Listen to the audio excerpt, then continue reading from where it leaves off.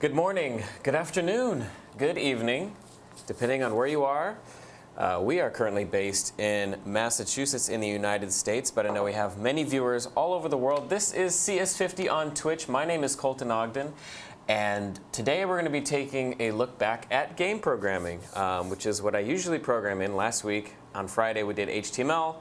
Today we're doing games in Love and Lua, and if you don't know what those are, we'll sort of go over them. But they've been used in many streams before.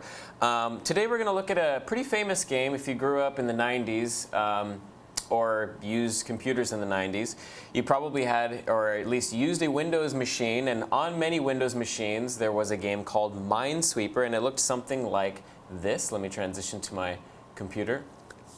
And Minesweeper has had many incarnations over the years, and certainly not just limited to Windows machines. But this is what Windows 95 Minesweeper looked like. So you have this grid of tiles. And we've talked about 2D tile grids before on stream, particularly with like Snake as a good example. That Snake was based around the sort of 2D grid idea. But you have a grid of these blank tiles that sort of all start off unrevealed, and you click tiles individually. And when you click on a tile, it basically tells you how many bombs are adjacent to that tile, and it considers also diagonal offsets relative to that square. So not just up, down, left, or right, but also whether there's a tile in the diagonal direction. And so sort of through inferring based on what you see, what numbers you see when you reveal tiles, you can get a sense of where the bombs are. And if you can happen to reveal every tile on the map except for the bombs, you sort of win the game. And you get a certain amount of points, as you can see up at the top of the screen. I believe on the left here, this may be the points, and on the right will be the timer. I'm not 100% sure.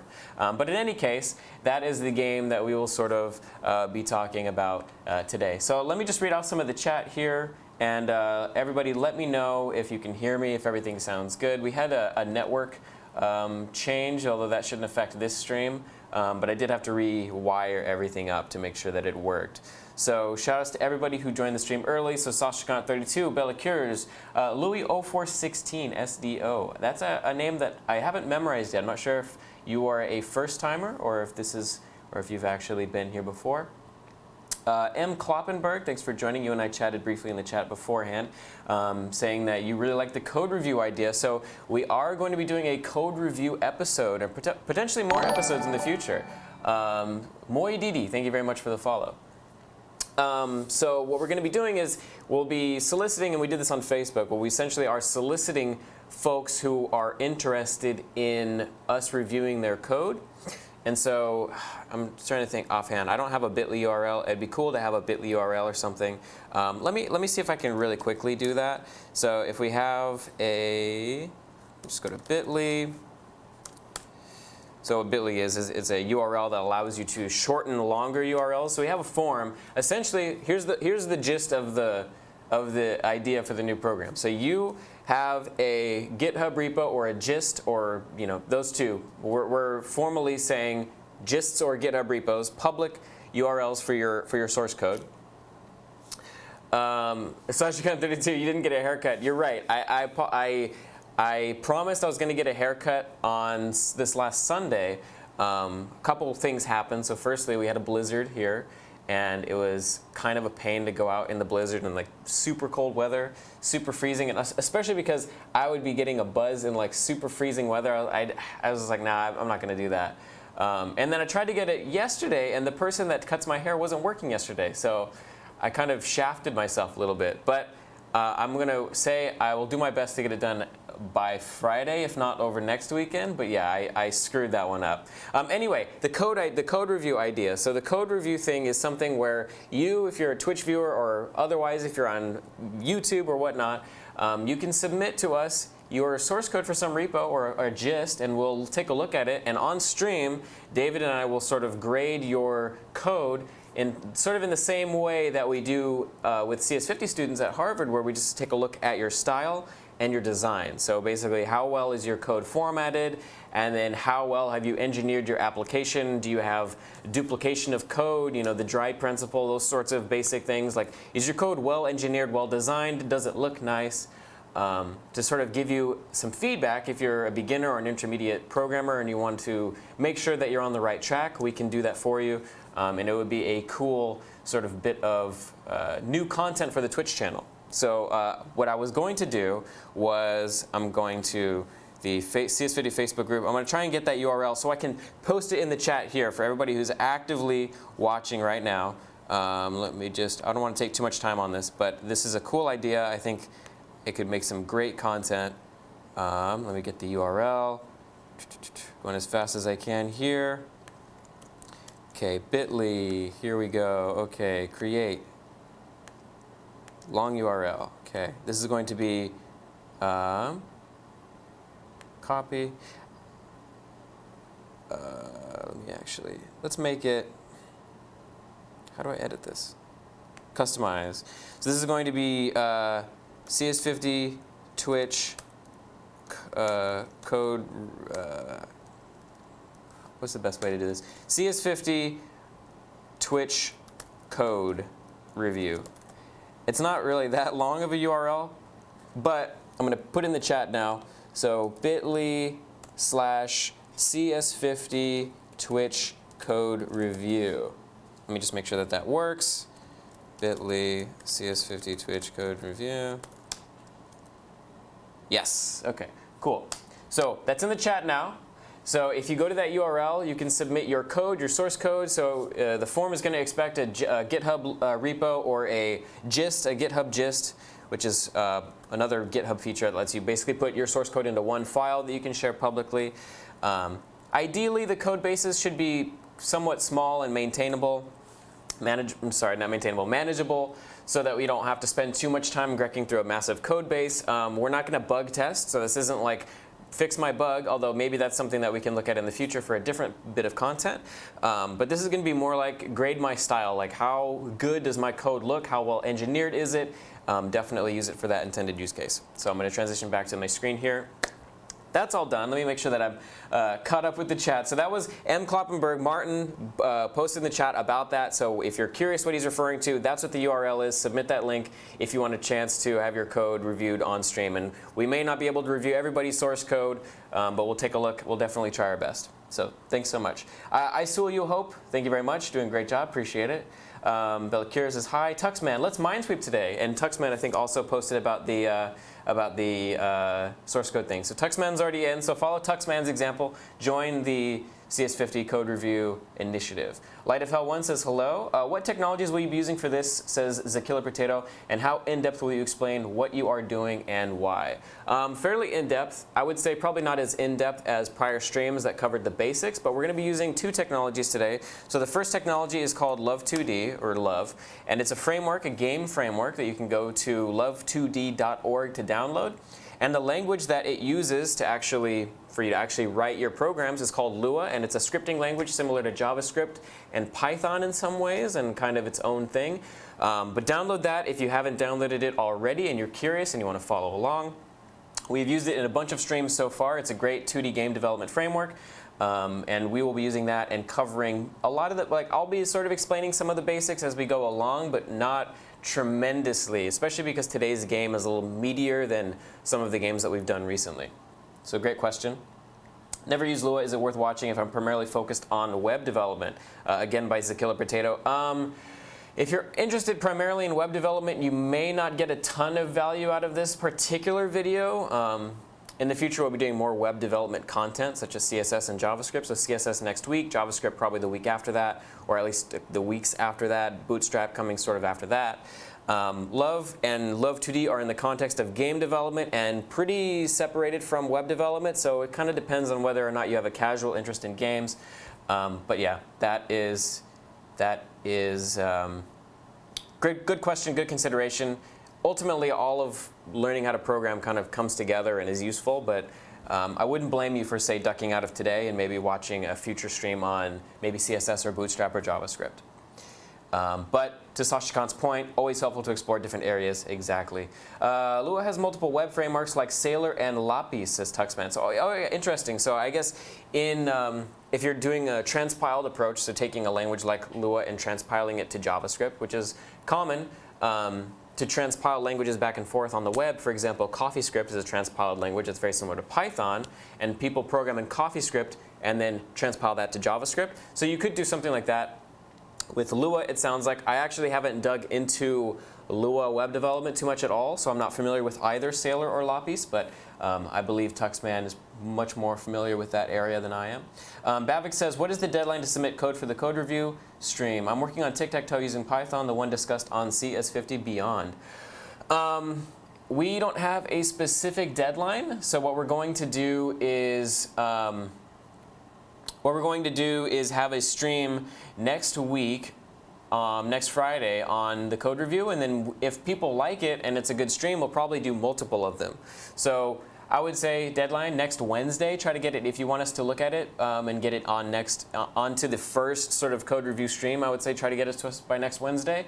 But like I said, we may end up doing multiple videos, multiple multiple code review videos. This is a Killer Potato. Your hair still rocks. Thank you very much. I appreciate it. It's getting a bit overwhelming now. Adamantine, what's up? Good to see you. Meowcat, hello. Zodiac, what's up? Zodiac, good to see you as well. Putavo to tell, hi from the Ukraine. I'm here for the first time. Yeah, I don't recognize the username, so thank you very much for joining us. I hope I didn't butcher your username too much. Moidi got the XD. Light of Hell 1, will David appear today? Physically, no, I don't believe he's in Cambridge, so he probably won't be making a physical appearance. But I would pay attention to the chat. He will probably make a chat-based appearance. The Kiran Bot, hello. Good to have you with us. Bitly URL is there indeed. Colton, I finished week 1 of the game dev course. Loving the course so far. Awesome. Thanks so much. I really appreciate that. Week 1. So week 0 was Pong. Week 1 was, what was week 1? I'm blanking. Brain fart at the moment. I apologize. But yeah, I remember it starts to ramp up a considerable amount. My favorite lecture, again, the Mario one, which I think is like week 5 or week 4. Let me know how. Oh, Flappy Bird. That's right. Of course. Yeah, that one's good. So it's nice because it introduces you to like sprites and other cool things. It gets you graphics involved as opposed to just line graphics and shapes and fonts like we've done for some of our streams. Anyone have any idea why running Love 2D on a VM would actually have a higher FPS than my host machine? Graphics drivers, I'm going to assume. If it's done with the software, yeah, it's weird because like Mac, it depends. Like a Mac drawing API is like Metal and stuff, or Vulkan, which is a Windows one. So if it's done enough in software, and then if you it's kind of complicated. It's a little bit weird to predict because even that, I'm thinking it. I would imagine that VMware would try to translate that to the most efficient graphics API for your host operating system, but I don't know. It's hard to say. My instinct would be that it's compiling, that it's using a drawing API that's more efficient in the simulated VM than is used natively on your host operating system, but I have no data to say whether that's true or not. Pack of Pandas, how do you style your hair? Asking for a friend. It's mostly volumizing hair gel, a little bit of pomade, and then hairspray, and then drying the hair with all of those in it at the same time as well. Yeah. Zero indexing the weeks in a Lua course. Yes, I should have one indexed them. That's a good point, actually. Although we do use Unity, to be fair, so there is a little bit of zero indexing involved. I'm getting 60 frames per second on my Windows machine, and it's saying about 200 or 300 FPS in my Ubuntu VM. Yeah, I don't know. That's a good question, and especially using Ubuntu, I have almost zero experience. I mean, not zero, strictly speaking, but I have very limited experience with Ubuntu and emulation, so I'm not sure. That's a good Stack Exchange question, though.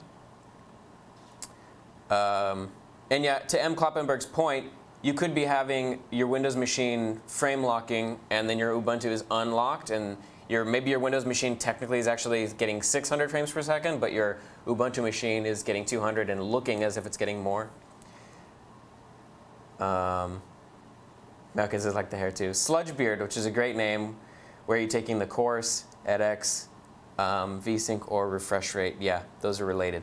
Okay, so awesome. So we caught up with the chat. And so Minesweeper, again, just to restate what we said earlier, we're going to be making a version of Minesweeper. We may or may not have the ability to make the entire game in one stream. We'll try, and if we don't get it finished by today's stream, we'll get it finished next Monday or Tuesday. But we'll take about 3 hours today, maybe 3.5, depending on how far we get, depending on how long we anticipate having left by the time the stream is over. I have never coded Minesweeper before, so this is sort of a blind run for me. I have thought of the algorithms and done a little bit of research into how people have done it, but I have not actually implemented this myself. So this is from scratch for all of us together, which is going to be exciting. So it's a grid-based game, so we already have that sort of fundamental foundation built upon from prior streams. That'll be easy. We'll be doing things fairly well engineered today just because it's kind of a larger code base. I say let's just actually start diving in and get some code up and running. And I'll be paying attention to the stream here. I can actually type back into the chat today, unlike last week, where I didn't have that functionality. So I'm going to, and let me know if this is a good size, if everybody can see everything appropriately. Everything's running at 720, should look great.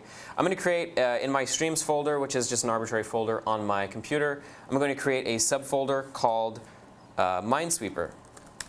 And this will be my folder in which I hold my source code for this Lua project. Love2D expects that you have everything kind of in a folder. Or you have a main.lua somewhere in a folder. That's your starting point. I'm going to use VS Code, so that's my text editor of choice. It's a highly recommended text editor. It's a really cool text editor. It has a lot of features, a lot of great plugins, a lot of great like out-of-the-box functionality. But you could use something like Atom or Sublime Text as well, if those appeal to you.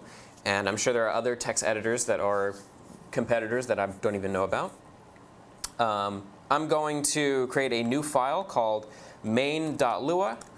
For the regulars in the stream or the folks that have watched prior videos, this is all kind of old hat, but this is more just to help bootstrap the folks that are brand new to the stream. I'm going to create a comment block. This is how you create a comment block in Lua. I'm going to say Minesweeper, author, and email.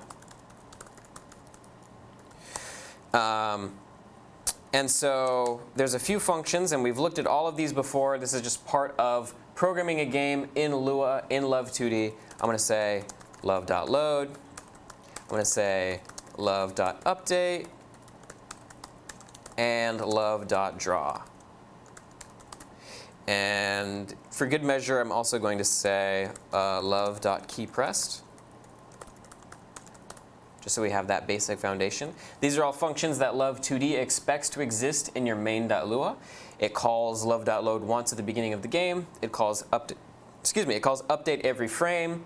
It gets past this DT parameter, which controls basically your frame rate or your amount of. It controls your interpolation of movement and transformations across different frame rates, rather, so that you can do consistent movement between two machines that are running at different speeds. And then draw, it will render, it'll basically do everything that's in the draw function after update every frame. So update and draw both happen every single frame, part of the game loop. This thing called a game loop that Love2D manages for you, something that often you'll have to manage yourself.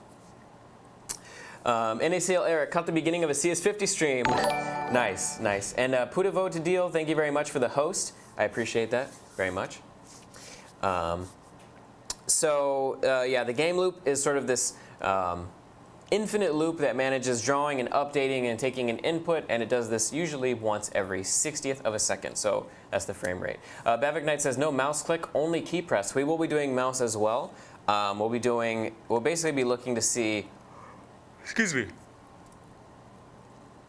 where their mouse is. So we have to check to see where it is on the grid, which we can do with love.mouse.getCursor, I believe, is the, it might be get position.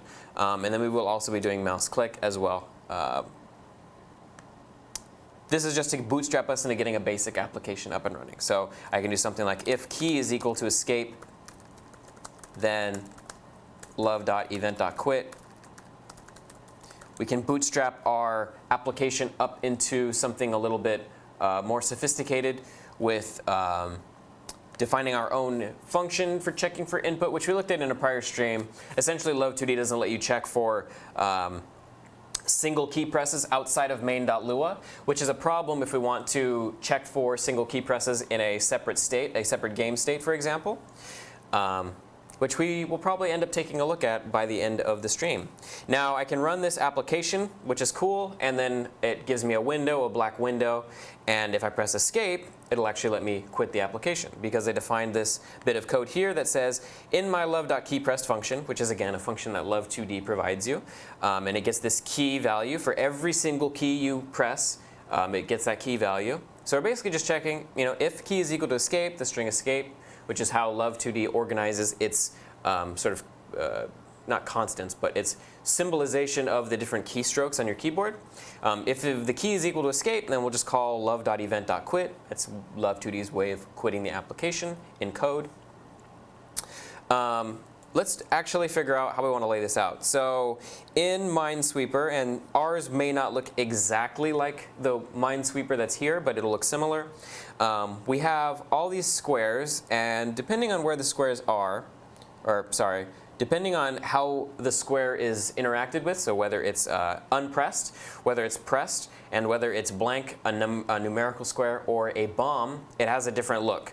So you can see that the squares that are unpressed sort of look more three-dimensional. That's just because they have a little bit of lighting applied to them, and we can probably do that ourselves using something fairly simple. What I want to do is I want to use push today, which is a virtual resolution library. And so if I go to something that we did before, like for example, not Snake. I guess we didn't do that with Snake. Did we do the Space Invaders? We did. So I'm going to copy the push library. So if you're curious, the push library, if you're doing this completely from scratch, I can't type for some reason, ulidev push. So ulidev is the name of the user on GitHub that created this library. So it's a library for love2d that basically lets you simulate using a virtual resolution no matter what your window size is. So you can see here, this is kind of what that effect looks like. You have this large, this on my actual computer might be, I don't know, 800 pixels tall and like 400 pixels wide, but it's looking as if it's maybe only 30 pixels wide and 30 pixels tall because it's using a virtual resolution. It's basically it's drawing to some tiny image, the Mario information, the little simple sprite graphics, and then it's stretching that image to fit a native resolution raster, so something on my actual screen. So it's basically the equivalent of taking something that's 30 pixels and turning it into like 800 pixels, but it maintains the look of it, the crisp look of it. It doesn't blur it or anything like that, which you can often have happen if you're stretching a texture with filtering applied to it, which you could even simulate in love2d if you wanted to. But we are going to do this using the push library. We're going to get the same effect so we can draw a small sort of 2D looking grid of stuff, of sprites, and have it fill our window no matter how big our actual window is, and have it look nice and crisp and retro. And I already have, you can download this library. It's just a push.lua file from the GitHub repo if you type ulidev push. I already have it on my machine from a prior stream. So I'm just going to copy this push.lua, and I'm going to put it into my Minesweeper folder here inside of a lib folder. And this is kind of conventional if you're doing any sort of development and you have a library, someone else's code that you use, you'll typically put it into a lib folder like this. So that's all I have in my Minesweeper repo here. I'm going to just test that this is working. So we're going to be a little bit more well-engineered today than we are in some other streams, just because this is more of a larger code base that we're going to be working with, or at least a more rich set of code and logic. So I'm going to create a source directory, and in that source directory, I'm going to create a new file called dependencies.lua. What this does is it just basically allows us to store all of our libraries, references to libraries, references to assets, to sounds. If we were to sort of do sprite sheet splitting up, this would be a good place to do it. Just basically any resources that you're using in your game, if those are libraries or artwork or sound, anything like that. So I can do is I can say push equals require lib/push. Whoops, lib/push. This is relative to main.lua. And what this is doing is it's importing the push library and assigning it to this push variable. And this push variable is global to our entire game. So regardless of whether it's in one file or another file, we can use push anywhere, assuming that this file itself has been imported in our game, which we're going to do by just saying require dependencies. So now this module, our main.lua, has access to push, that push symbol that we created earlier. So I'm going to, in here, now that I have reference to push, I'm going to say push setup screen. Now what it expects is it expects some references to some resolution variables. So a virtual width and a virtual height, and then our actual window width and window height. It's going to map the two together. So I'm going to do another file in my source directory. I'm going to create constants.lua, another convention which is nice to adhere to, especially if your game ends up being very large and you have a lot of constants. Something like Minecraft, for example, which might have a ton of different constants for the different block types in the game, or some other game, you can extrapolate that to pretty much anything. I'm going to define a few constants in here that are important to my game functioning. So I'm going to say arbitrarily that I want my virtual width to be, what is it, 384, virtual height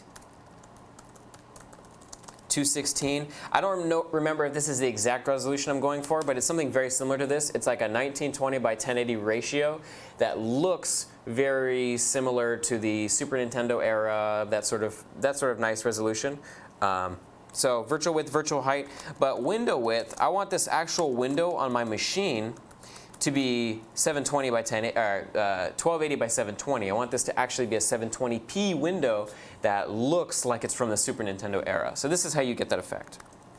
In my main.lua, I can now, inside of push setup screen, sorry, one more thing we need to do. We need to require source / constants. And remember, we're importing this inside of main, this dependencies, so we get access to all of these things within main, so constants in this case. So now I can go to, I can say virtual width, virtual height, window width, window height. And if we do that, we have to do a couple of other things. So I have to say push begin, and then push finish. Actually, offhand, I don't recall whether it was push start or push finish. We can easily change that.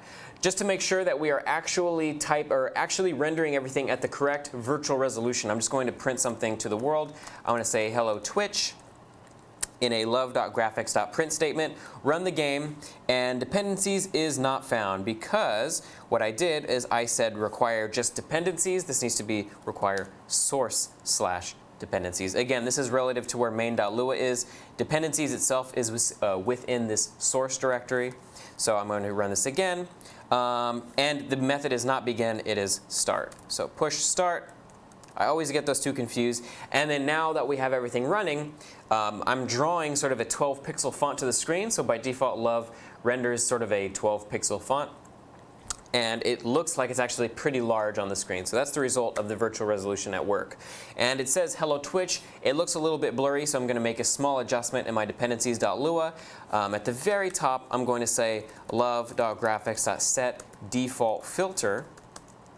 And what this does is it just says for every resource that you import or you generate, whether that's a font, whether that's a text, whether that's a sprite, anything that's art or font related, make sure that you do no filtering on it. You just use what's called nearest neighbor filtering. So it just basically ends up scaling it up or scaling it down by sampling specific pixels and not sort of interpolating pixels, which is how you get bilinear, trilinear filtering, that sort of thing, and therefore that blurriness.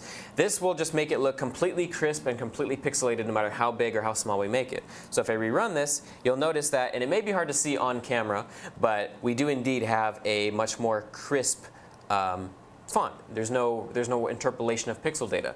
Now, this font isn't ideal because it's sort of an aliased font, right? Whoever designed this font assumed that it would be used for smaller use cases, and it wouldn't be blown up, it wouldn't be enlarged, and it wouldn't be set to nearest neighbor filtering, right? So what we need to do is we need to choose a more appropriate pixel-based font that doesn't get aliased. Aliasing is basically just like somebody blurring the edges with, making the edges a lighter color or transparent. That's just essentially what aliasing is, getting rid of the jagged edges. And that's why our game looks, or our text kind of looks a little bit blurry even though it's not. It's because somebody who designed the font made the edges blurred. or if the font is generated, if that particular font, that glyph size is generated, it's being aliased in the process. On defont.com, which is an excellent resource for getting fonts, I'm going to zoom in just a little bit here. We can go to, looks like they got rid of the menu if you go too zoomed in. The pixel bitmap section here is excellent for that sort of thing, for the retro sort of pixelated font look. I'm just going to choose an arbitrary one just to get us off the up and running. Let me see here. The actual Minesweeper uses sort of this like LCD, LED, or this LCD sort of font. It might be hard to see actually. If I zoom in just a little bit, you can see it just a little bit better there. This font here. So I'm not sure if we'll spend time actually looking for a font like that, but that would be cool if you were designing your own version of this. That would be a design consideration to look at. And the developers of the game, made that design consideration because to them it sort of looked like a bomb defusal type thing.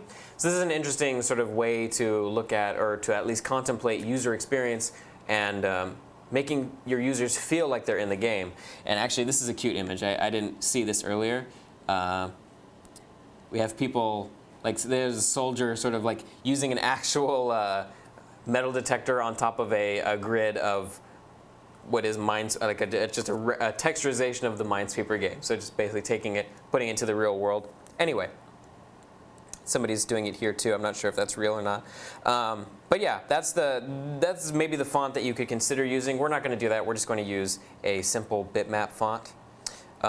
So let's pick something. This one's kind of nice and simple. This one's public domain, so we'll use this one. It's called Poco. So it downloads a zip, and then it'll download a TTF file usually. I'm going to copy that TTF file into the folder in which I have the stream source code. I'm going to create a fonts directory. Just paste that right into there, poco.ttf. I'm going to go back here. I'm going to go into my dependencies, which I'm already in here actually. Now, what I like to do when I'm writing a game like this, I consider fonts and graphics and sounds all to sort of be assets. And I put them into global tables like this. So G fonts, the lowercase g is short for global. This is a good convention, and it's often used in game programming. You'll see it a lot in lower level languages, for example, C++ or Java, than Lua, just because in that particular instance, you need the readability and there are a lot more uses and easy uses of global variables. But in this case, I'm using a global table called gfonts, and I'm going to set an index to, let me see, what was that? It was called Poco, I believe. And I'm going to say love.graphics.new font, I think that's what it was, and then Poco, fonts/poco.ttf. And we have a guest today with us here, so he's getting his stool set up there. So this is Rodrigo. What's up, Rodrigo? How are you? Hi, everybody. Let me just grab my coffee. So Rodrigo has been on stream before. So you played at least Mario. Did you play Zelda with us as well? Yeah, I did. I don't remember 100%. And what are you going to be doing tomorrow? You want to share with the stream? Sure, yeah. Tomorrow we're going to be doing a game of 15, which is, it's kind of weird to explain, but it's essentially you have, say, 16 tiles. And we can probably pull up an image actually. Yeah, it might be easier to show a picture. So game of 15, and it has the name also, I think 15 puzzle is what a lot of people also call it, but it looks something similar to this. So this is what it looks like when it's solved. The numbers are usually like scrambled in some way that's solvable, and then you're just trying to shift tiles down to the right, up, or to the left. In order to make them in this configuration where everything's from 1 to 15. And you'll be doing this in Python? Yeah, we'll be doing it in Python. So it looks something probably similar to this then? Yeah, it'll just be text on the terminal, nothing too fancy. This kind of looks like a ridiculous. Oh, is this actually a CS50? This is a CS50 image here. So this is from, which year would this have been from? It's in Cygwin with NetBeans. Hacker 315, it's probably several years ago. But this is game of 80. Which is insane. 80, oh my God. That's crazy. And this is a solver too, I think. Maybe not. I'm not 100% sure. Let me get you mic'd up though, just so that you're audible on camera there. I don't know how long I'll be in, but okay. Probably at least for more than a few minutes. Okay. Oh, well, if you're only going to be on for a few minutes, we maybe don't necessarily need to mic you up. I'll be in until Greg needs me for something. Okay. So let me go ahead and I'll just mic you up just so it sounds okay. Oof, this receiver is almost out of battery. Okay. Where are the other batteries at? For the sake of time, I'm not sure. We don't have batteries around here. So, That's all right. well, you should be able to hear Rodrigo pretty well on camera. Let me see. The people are saying they like your hat. Oh yeah, and Bavik Knight says Game of 15 is not solvable from any random position. It's exactly right. And so we'll talk about tomorrow how to randomly generate the board so that it is solvable. Nice. Well, I'm excited for that. That'll be fun. In the meantime, let's continue here with Minesweeper. So I explained, I think I talked to you about it in advance because we chatted earlier outside of stream. I can be your rubber duck. I appreciate that. Sometimes I need one of those. But this is Minesweeper. You're probably familiar with it. You've probably seen it. So we're going to implement a version similar to this. I don't know if it's going to be this big of a grid, but something we can probably start off with maybe a 10 by 10 or a 15 by 15, and then we could expand because our code will probably be fairly flexible. We can kind of make it even maybe a random size, which would be pretty cool. That'd be fun. Rigo seems chill, says Sledgebeard. Rigo is indeed chill. Spidey2711 says sounds fine. CS50X 2017 was the last time it was live, says Tuxman29. Cool, cool. Sick toke. I'm not sure what that means. Do you know what that means? Not sure. Sick toke. Maybe that's a type of hat. Is that what your hat? Yeah, is this supposed to be a pseudo winter hat, or it's actually R2D2? I'm a huge Star Wars nerd. Oh, nice. I didn't even notice before. If you look at me from a distance, it's like, oh, nice winter hat, and then you get up close, and it's like, whoa, you're a droid. So I guess that is the name of a hat, a toque. Yeah, it was a gift, so I'm not like super familiar. So the last thing we were doing before you came in was we were getting a font up and running on the game. So we have just a window right now. And we got the nearest neighbor filtering set up. We have text rendering. We have virtual resolution with the push library. All cool, fun stuff. Now we're going to actually change because if you notice, the font is aliased. It's the default Arial font, which isn't designed for this use case. So it has sort of semi-transparent pixels used on it, or light gray pixels rather. And so what we're going to do is I went onto defont.com, got a font that's meant for bitmap, retro sort of bitmap pixelated look. It's not aliased essentially, and I created a new font object here in my dependencies.lua. So within main.lua, I can now, because I made gfonts a global object, I can go into main.lua and say love.graphics, what I'm actually going to do. So I'm going to do it after push.setupScreen. Love.graphics.setFont gfonts poco. And I capitalized that, right? I did. So now what I should be able to do if I run this is this will look different. It'll be a different font when I run the game. And it is indeed. And now the font itself, if you specify a size that's non-standard for that font, so if we go back to defont.com, we can see that that font is designed to be used at 10 pixel size. So I believe the default size for the font is 12 or 16 pixels. But what we need to do is we need to make it a multiple of 10. So it can be either a single multiple, in which case it's 10 pixels, or it can be 20 pixels, 30 pixels, 40 pixels. If you don't specify the proper multiple, it will alias because it's going to try and stretch it out or stretch it down to a size that it's not intended to be drawn at and cause some aliasing as a result of that. So we're going to go over to dependencies.lua. I can pass in a second parameter to the function love.graphics.newFont. And then if I save that and rerun it, it is indeed, if you look at it, not aliased anymore. It's a bit small, so we may end up deciding that we want to use a larger version of it, let's say 20 pixels, and then rerun it. And so it looks something like that. That's arguably a little too large. So instead, I'm going to render it like that. Now, if we're using this just for score, which essentially is probably going to be the only use for it, I can simulate this by saying maybe 0, 0, 0. And if I rerun this, that looks a little bit tiny. So for the score, I might actually decide that I want this to be at 20 pixels, rerun it, and that looks OK. Now, what I didn't realize going into this was that the font is actually sort of vertically margined. So there's some extra padding at the top of that font glyph. So it's rendering at 0, 0, the top left, but it looks like it's getting pushed down a little bit. So I kind of don't like that. I might want to choose a different font for that purpose, for that reason, to sort of circumvent that. This pixeled font has a pretty cool little number glyph set. So I might actually do that. So I'm going to download pixeled. I'm going to do the same thing that I did before. Open that up. Just copy that over to my streams. So dev, streams, Minesweeper, fonts, pixeled. And then I can go into here, create a new font object called pixeled love.graphics.new font fonts pixeled.ttf at size. And what's the font size? It was also 10 pixels. So in this case, I can say 10. Might need to make this one 20 as well, because it'll be the same size as the Poco font.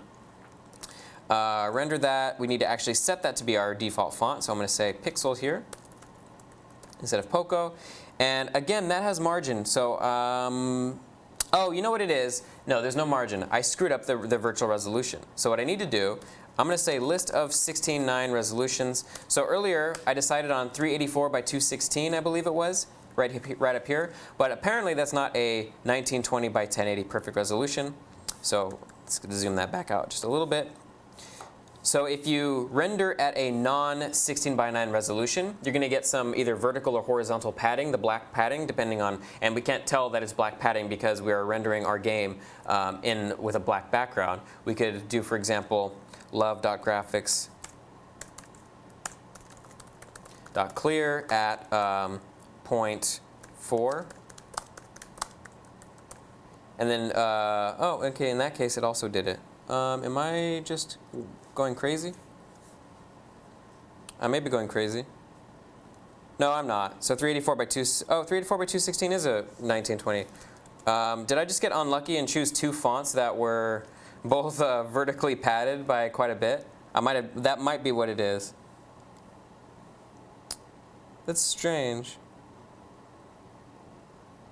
Free for personal use, pixel mix. Can't use that because that's on stream. I don't think I can technically use that on stream. I might be able to. I like this press start to play one. I use this quite a bit, so I'm gonna do this one again. It looks like I already downloaded it. Let me just make sure that I'm not going crazy. And then jharvard dev streams Minesweeper fonts.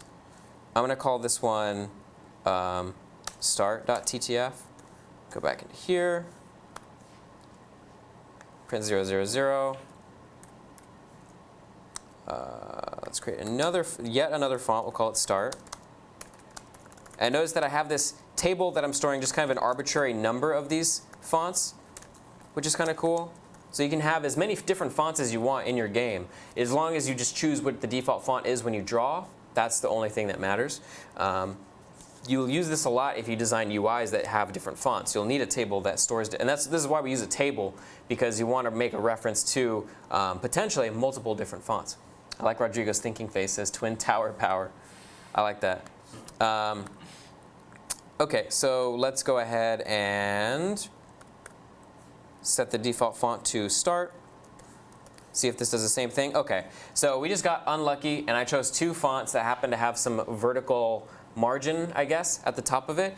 And it led me to hypothesize that I had chosen an incorrect virtual resolution because I, off the top of my head, thought of 384 by 216, but I was correct. That's actually a 16 by 9 resolution. That's important because, again, it needs to map to the aspect ratio of your actual resolution, 1280 by 720. So essentially what that means is 384 by 2 divided by 216 should be the same thing as 1280 by 720 in order to avoid the horizontal and vertical margins. If I were to run, for example, and I might actually already have terminal up, but if I were to do Python, sorry, I'll clear this. Python, we'd also do Lua. But if I say 1280 divided by 720, and this is Python 2, so this isn't going to work. So Python 3. So if I say 1280 divided by 720, that gives me 1.77777 infinite repeating. This is the same thing as 16 by 9 aspect ratio. That's that number, that constant number. And then if I do 384 by 216, you'll see that that is the exact same number. So those numbers being the exact same means that the windows, assuming that you have them at the resolution, it'll fit perfectly. The virtual resolution raster, the 384 by 216 raster that you're drawing to, when stretched out, will completely fill and preserve the balance of pixels that 1280 by 720p window. However, if I were to go into my virtual resolution, for example, and change this to something like 340 by 216, and I run this, got to get rid of this. You'll notice that on the left and the right, I do have some vertical bars to sort of offset that difference in ratio. And that is why it's important, if you don't want those vertical bars, in order to keep your rasters at the same constant 1.777. That should be the result, the quotient between your width and your height of your dimensions. So yeah, fun stuff. OK, let me just make sure that I can read the chat and keep up with it. Out of bounds array exceptions, says Tuxman. Yeah, that only takes a few times before that starts to get a little bit stressful, a little bit overbearing. Randy says, these are not droids you're looking for. These are not the droids you're looking for. Star Wars reference. 1223 in Nepal says, Rabingare, I love all CS50 live streams. Awesome, thank you so much for tuning in. Bavik Knight says, score in time. I love in Lua you can name the table indices. Yeah, you can do that in a lot of languages. It's the same thing in Python, for example. If you're using a dictionary, that'd be the same thing as using a string as your key, and then whatever value you want. And you can even use numbers or whatever you want. Yep, exactly. Yeah, you can use, and there are some languages that let you, if you have hashable objects, you can have objects act as your keys, which is very cool and kind of crazy. I don't think Lua is one of those. I don't remember offhand if it is. It's kind of an esoteric use case too. And Robin Gear says, funny bits of programming. So we've come a long way. We have some text in the background.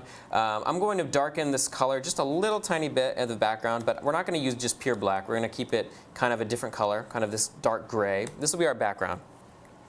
What I want to do is I want to start sketching out the game, the grid, the 2D grid that will act as our Minesweeper grid, I guess. The things that we can actually click and then reveal them on the screen. So let's do a faux score and timer at the top, which is what we've done in the past. So I'm going to print. So at the top left, I'm just going to say this will be. We'll assume it starts at 120 seconds. So it'll count down from 120 going down to 0. And I'm also going to love.graphics.printf. And printf is what allows us to format the printing so we can center things or right align them. In this case, we're going to right align them. I'm going to say love.graphics.printf 0, 0, 0, 0. Just 0 for now. And then we're going to, we want to right align this. And so printf, if you're using it and you're aligning something within some bounds, it'll start at 0. It's going to also start at 0 height. It's going to take up the virtual width as its sort of center, its alignment zone, you can sort of think of it. And then I'm going to not center align it, but right align it. And then if I run this, you'll see, and it's somewhat difficult to see on the stream there, but I do have a 0 on the right side of the screen at the top right, and that's going to be where we sort of have our score, the user score, as they play. Cool, so that's working. We'll wire those together at some point in the near future. Now, what I want to do, let's go back to Minesweeper, the actual graphic, and let me zoom in just a little bit here. I want to have a few things happen. So there are a few things we can look at that are fairly simple, especially if you've watched prior streams. One thing is we're going to need tiles. We're going to need 2 separate tiles, it looks like. At least 2 separate tiles. So we have one tile, and this is a pretty poor resolution to be looking at. But we have a tile that is unrevealed. So it's this tile here. So in this case, you can see that it's a little bit 3-dimensional looking. And the way they accomplished this was they chose a center color of some sort of pale gray. They used a lighter color for the left edge and a darker color for the right edge. A very simple way to get a 3-dimensional look for your game. Now, what size would this be? This would probably be like maybe 10, 12 pixels. If we use an 8-pixel font, we could probably achieve this. Let's use a 10 pixels. No, because they have picture padding. 12 pixels. Let's try 12 pixels. So what I'm going to do is I use a program called Sprite, which I like. And Sprite is a drawing application. So kind of similar to Photoshop, kind of similar to something like GIMP. It's used mainly just for drawing 2D sprite work for games like this. To answer Puduvidatel, are you sitting or standing? We are thankfully sitting. I wouldn't want to stand for 3 hours. Tuxman, can you use emojis? We're talking about table indices or. Oh, sure. Probably not. Probably not in Lua. Maybe in Swift, because I think you can do that in Xcode. I think you can use emojis in the actual programming language, not in this programming language. Greetings from Germany. Love your videos, says Senso Touch 3D. Thank you very much. Appreciate it, Senso. Brownie says, think this channel is cool. Definitely did fill in some info below the stream with links, schedule. I agree. Well, I'll take a look at doing that as soon as possible. We have to kind of formulate a lot of that stuff. But yeah, you're absolutely right. We want some behind-the-scenes videos. Show us what it takes to stream. I would watch it. It'd be cool. Says Rap and Garrett. Yeah, we could potentially do something like that. I'll ask David and our production team if that'd be something they'd want to do, and we could maybe do something like that. Have like a stream of the stream going on in the background. A little bit of a streamception. I'm going to create a, back to the thing here, I'm going to create a new sprite, and I'm going to do, it's going to be 12 by 12 pixels.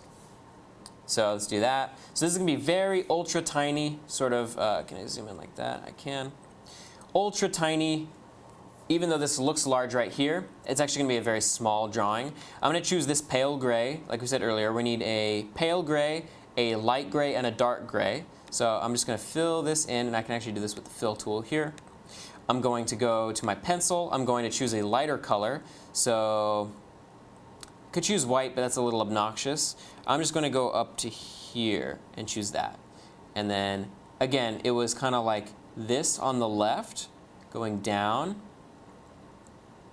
And then a darker gray, so something like this on the right. And you can kind of see that actually in the preview here. It may be a little bit difficult to see, but when it's shown at kind of a smaller scale, it really does look quite three-dimensional. Now I'm going to save this as a PNG, not a PCC, a PNG. I'm going to go, and it's already set to stream at in our tic-tac-toe stream we made at X's and Circles from scratch. I'm going to go up to Streams, into Minesweeper. And I'm going to create a, it looks like I don't have the appropriate folder here. I'm just going to save it in here, and then I'll move it in the Finder. I'm going to say this will be tile.png. It'll just save it as a PNG.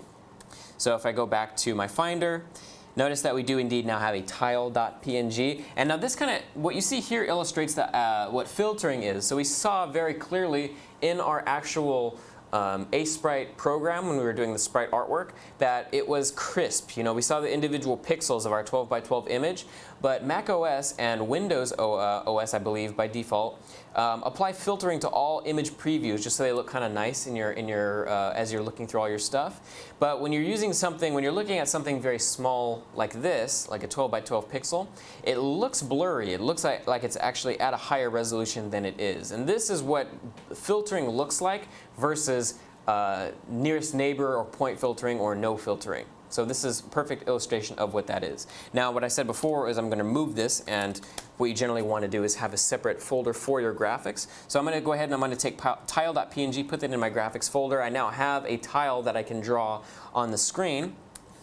To illustrate that this looks okay when drawn in a grid, I'm going to, in my main.lua, do a simple loop. I'm going to say for y gets 1 until, I'm just going to say 10.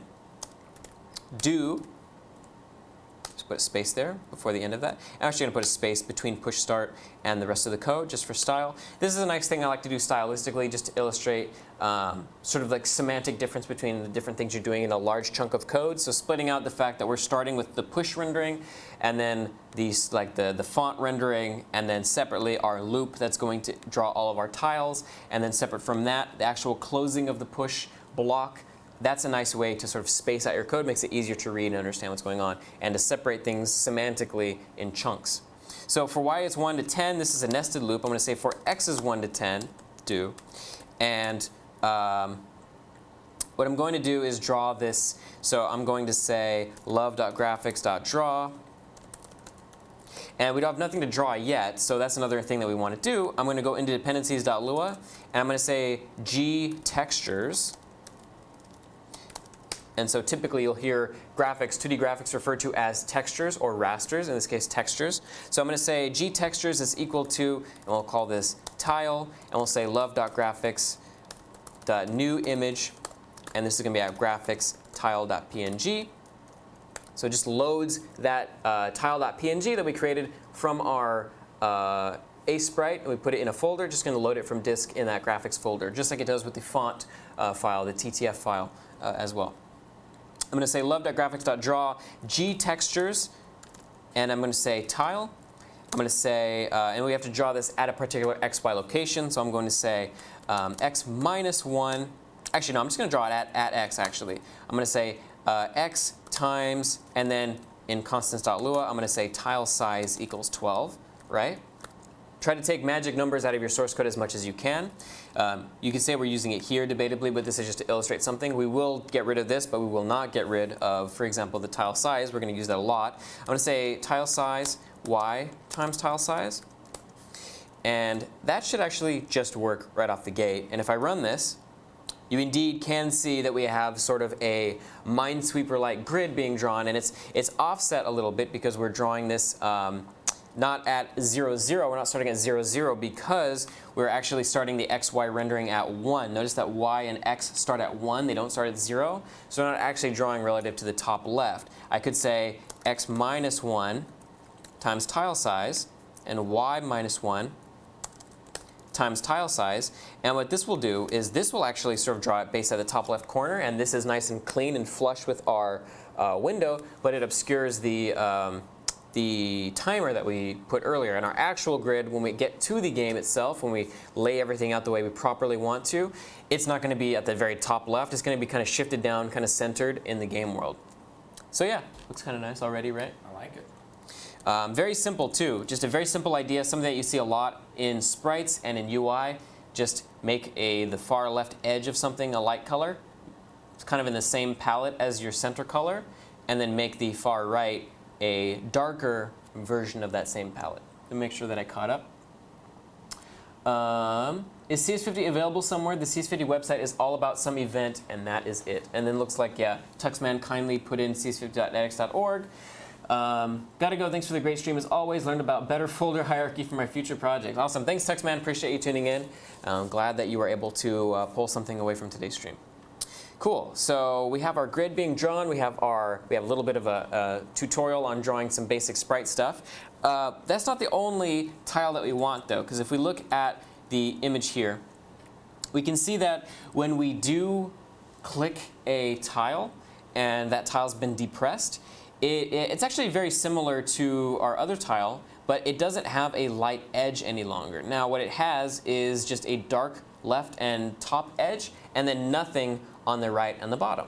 And so that's very simple. We can do the same exact thing that we just did. I'm going to go back to a sprite. I'm going to copy this. I'm going to draw this here. So keeping the left edge intact. And then I'm going to take this dark color that we used before. I'm just going to make that the left edge. Just like that. And then I'm going to save that. Not what I wanted to do. Whoops. I'm going to save that. I'm going to reapply. I'm going to Command-Shift save that to create a new image. And I'm going to call this tile depressed. Like that. And actually, it saved it again here. So it didn't actually overwrite the file in our graphics folder. But even still, you want to watch out for accidentally doing something like that. So tile depressed, put that in the graphics. I'm going to go ahead and delete that. Now, you could put those onto a separate sprite sheet. Or sorry, you could put both of those together onto one sprite sheet. But given that they're so small and we're only going to really have 2 separate tiles, we're going to see that we're actually going to draw everything else onto these tiles. We're going to basically draw the tile and then layer on top of that some text or an icon. There's no real need or reason for us to go through the effort of creating a sprite sheet and then additionally splitting that sprite sheet in code. We can avoid doing that in this case. A 3D looking unpressed grid would do. Not sure what you mean, because that was kind of the goal of what we just accomplished, Bavik, if you want to elaborate on what you mean by that. OK, so cool. What I'm going to do now is I'm going to let's test to make sure this actually works. So I'm going to create a grid. I'm going to, well, what I'm going to do, create an empty grid. I'm going to say for y is equal to 1 till 10, do. For x is equal to 1, do.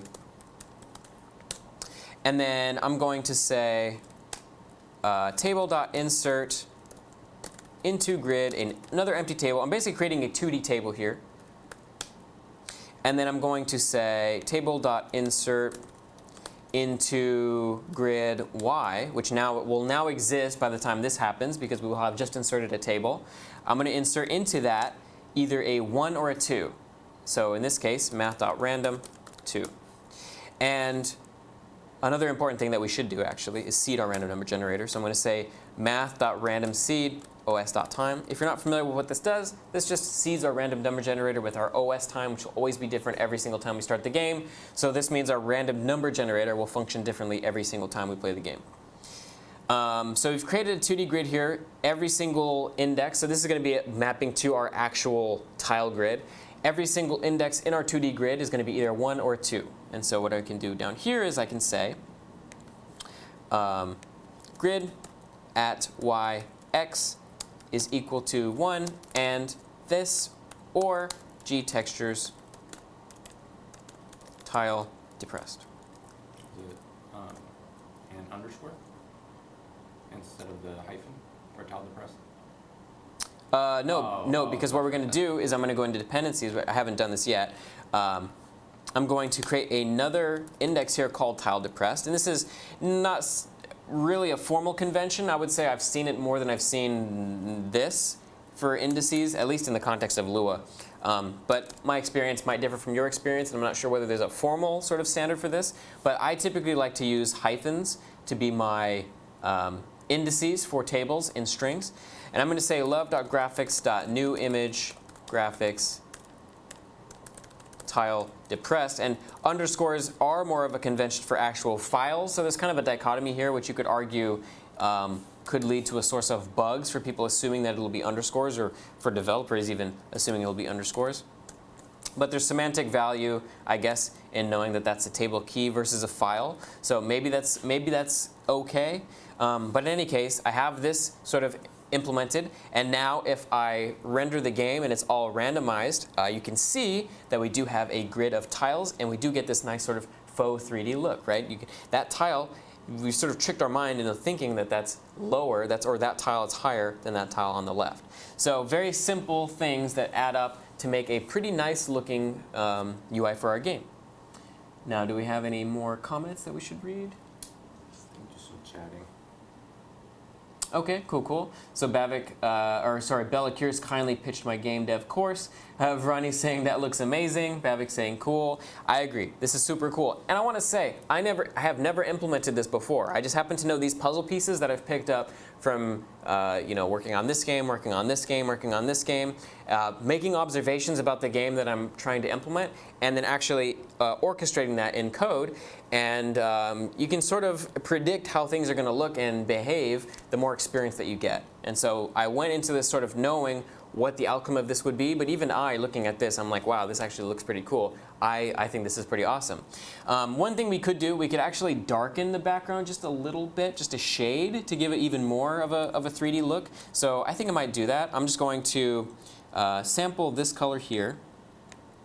And then I'm going to just bring this over just a little bit. And then fill that in. Save it. And what that'll have done is actually created a new tile depressed there. I'm going to replace that one there. Rerun the game. And now we have an even more exaggerated sort of three-dimensional look to our grid. So cool. I'm enjoying this so far. This is moving along. Now, it's not centered, which is kind of a problem. So what I probably want to do is take care of that. So why don't we go ahead and do that? So in order to center it, what we basically want to do is draw it at, effectively start drawing it at the x point that is the half point of our virtual width minus the total size of the grid. So we take this whole virtual width, we subtract from it the total width of this, which will give us sort of this space here.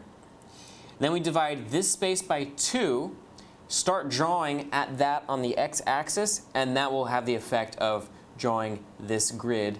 Is that the case? No, we actually have to divide this by 2 as well and shift that to the left. So we take, I might be getting myself confused here. No, that should be right. Yeah, that's the margin. Yeah, that's the margin. That should be correct. I could be mentally having a little bit of brain fog at the moment, but we're going to try that. So I'm going to say local. We can actually pre-calculate this. So I'm going to say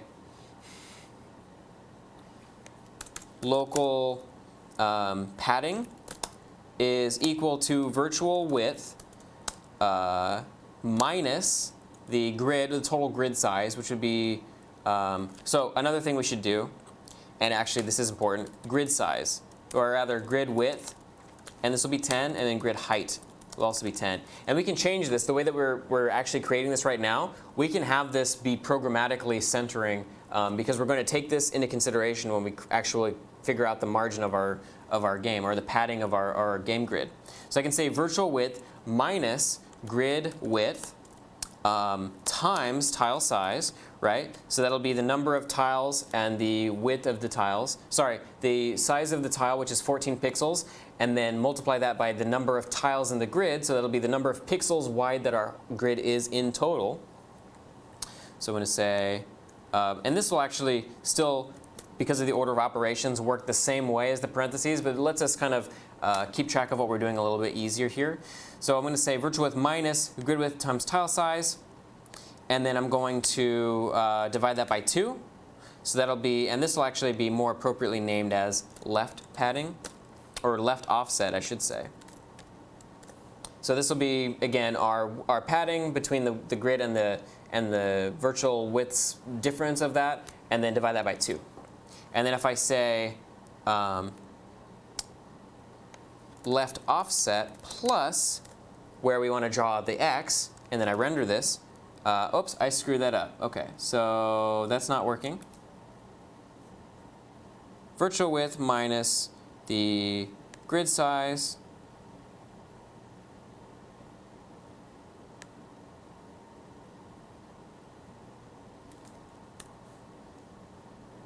Is it this? No, that's the same thing. OK, so we have the, let me just make sure I'm thinking about this correctly. We have the virtual width. We need to take the difference between the full grid, which will be something like, what, 140 pixels? Wait. We have virtual width minus that. Each tile is what? How long?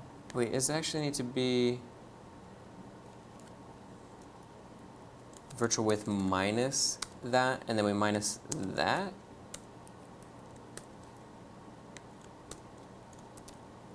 That's what it is. OK, I think. I might be incorrect. It looks roughly correct. Basically, I was taking the, if we were to get rid of that, wait, am I not dividing it by 2 anymore? No. So the virtual width, these always get slightly, depending on what problem you're trying to solve, and get a little bit hairy. So we're taking the grid, or rather our virtual width minus the grid, which will be that amount, right? So virtual width minus, let's figure this out. It's that divided by 2, right? So will that work? There we go. OK, got it figured out. So the virtual width minus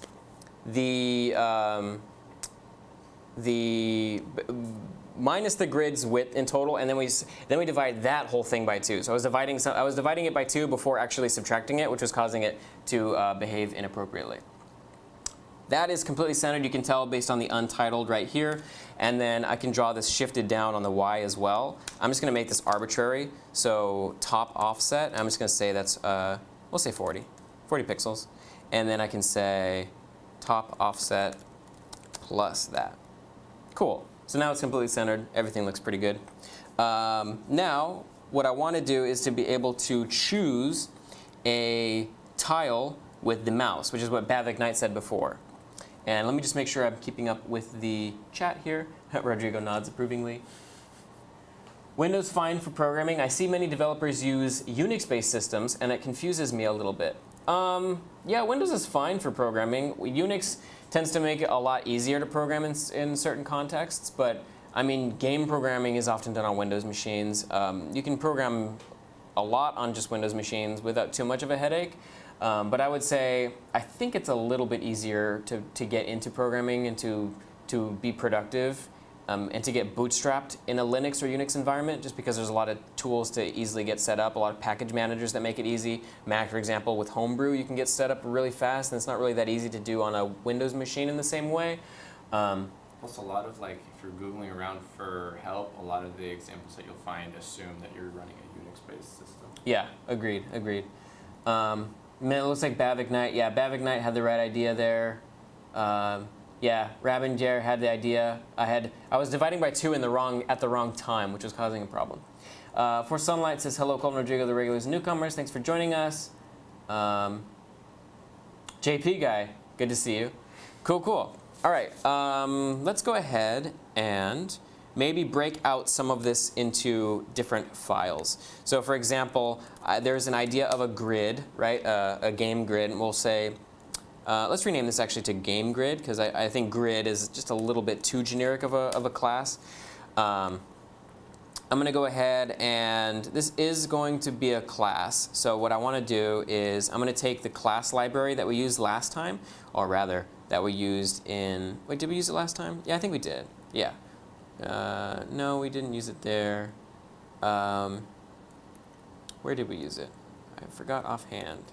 Was it did we use it in Space Invaders? We did. So it's an unfortunate name. Love2D class library, helper utilities. I'll say use the helper utilities for massive progression. And yeah, it's an unfortunate name, an unfortunate acronym, but it's the class library that they use, and that is what we'll be using. So here it is, vrld/helper utilities for massive progression. They have some, within the Love2D community, they have some unfortunate naming conventions as kind of a joke, a set of jokes and conventions. But that is the library, the specific class library that you want. I have it pre-downloaded because we used it in Space Invaders. I'm going to copy it over to my, where is it? Minesweeper, into my lib folder. And so now I have a class.lua in there, so that's going to be my ability to use object-oriented programming classes. If you don't know too much about that, I think the goal is to eventually start doing a object-oriented programming stream. I'm going to find somebody to do it. Maybe me, maybe somebody else. But suffice to say, this will allow us to sort of put together all of the functions and data that make up a game grid and put them into one module. And that's what we're going to do. So in game grid, I'm going to say, well, first of all, what I need to do in dependencies is say require, class equals require lib/class. And it's their convention to capitalize class. And it's nice because it kind of almost feels like new syntax in Lua. And the fact that Lua is such an extensible, simple language allows you to do stuff like that. We'll say game grid class. This block comment's not terribly useful, but this might be where you include a description of how the class should behave. I'm going to say class equals, I'm going to say game grid equals class. And notice that I made it a global variable by not specifying local. So again, in Lua, you can say that something is local, which means that it won't be accessible anywhere outside of its scope. In this case, because we defined it at the top level of the scope in this module, it can be used in any function within main.lua, but if you try to use it, for example, within game grid, even though the two can sort of talk to each other, it's not going to be accessible. Varani, thank you very much for following, and Diyash Butoria, thank you very much for the follow. So I'm going to say game grid, I'm going to say function game grid init. So the init is sort of the constructor function, the function that will create this object and set it up for whatever it needs to do. In this case, it will need a self.width. Let's assume that it takes a width and a height. It'll take a self.width equals width and a self.height equals height. Self refers to if we have a specific instance of game grid, a particular game grid object, that particular game grid's width should be set to however we pass it width in the constructor for it, height in the constructor for it. And again, we could probably do an object-oriented programming tutorial in the future. So if this kind of goes over your head a little bit, I apologize, but kind of just take it, think of it as this game grid, the game grid class kind of defining what a game grid is and what functions that game grid can use. And then if we were to go in main.lua, I can specifically create an instance of game grid. I can say, for example, local game grid equals game grid grid width and grid height. And this right here, this is an actual just one instance of game grid, but we could create as many as we wanted to, just like this, right? And they all take the same constructor, the same game grid constructor. This is the same thing as the init function right here. Notice that it takes a width and a height. These take a width and a height, and it creates a unique game grid for each one of those lines of code. So yeah, that is basic object-oriented programming, I guess. It gets a lot more complicated than that. That's just in a nutshell. It's essentially just what objects and classes are. This is a class. This is an object. And a class is kind of like a blueprint, and an object is a specific implementation of that class.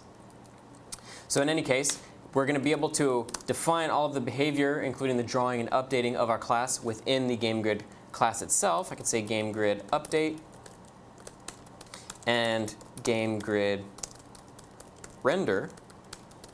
And what this will allow us to do is put all of the code that we essentially put in main.lua to do all of the drawing and updating for our grid, or rather, just the drawing.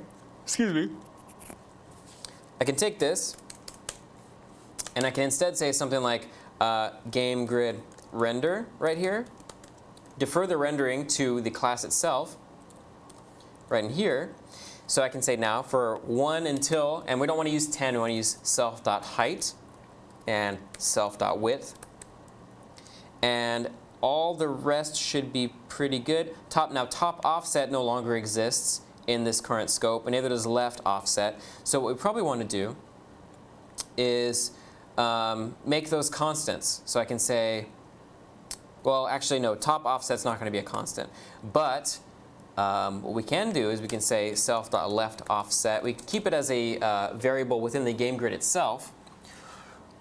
You could also argue for, oh no, because it maintains its own rendering logic, so we want to actually keep the offset within this class probably.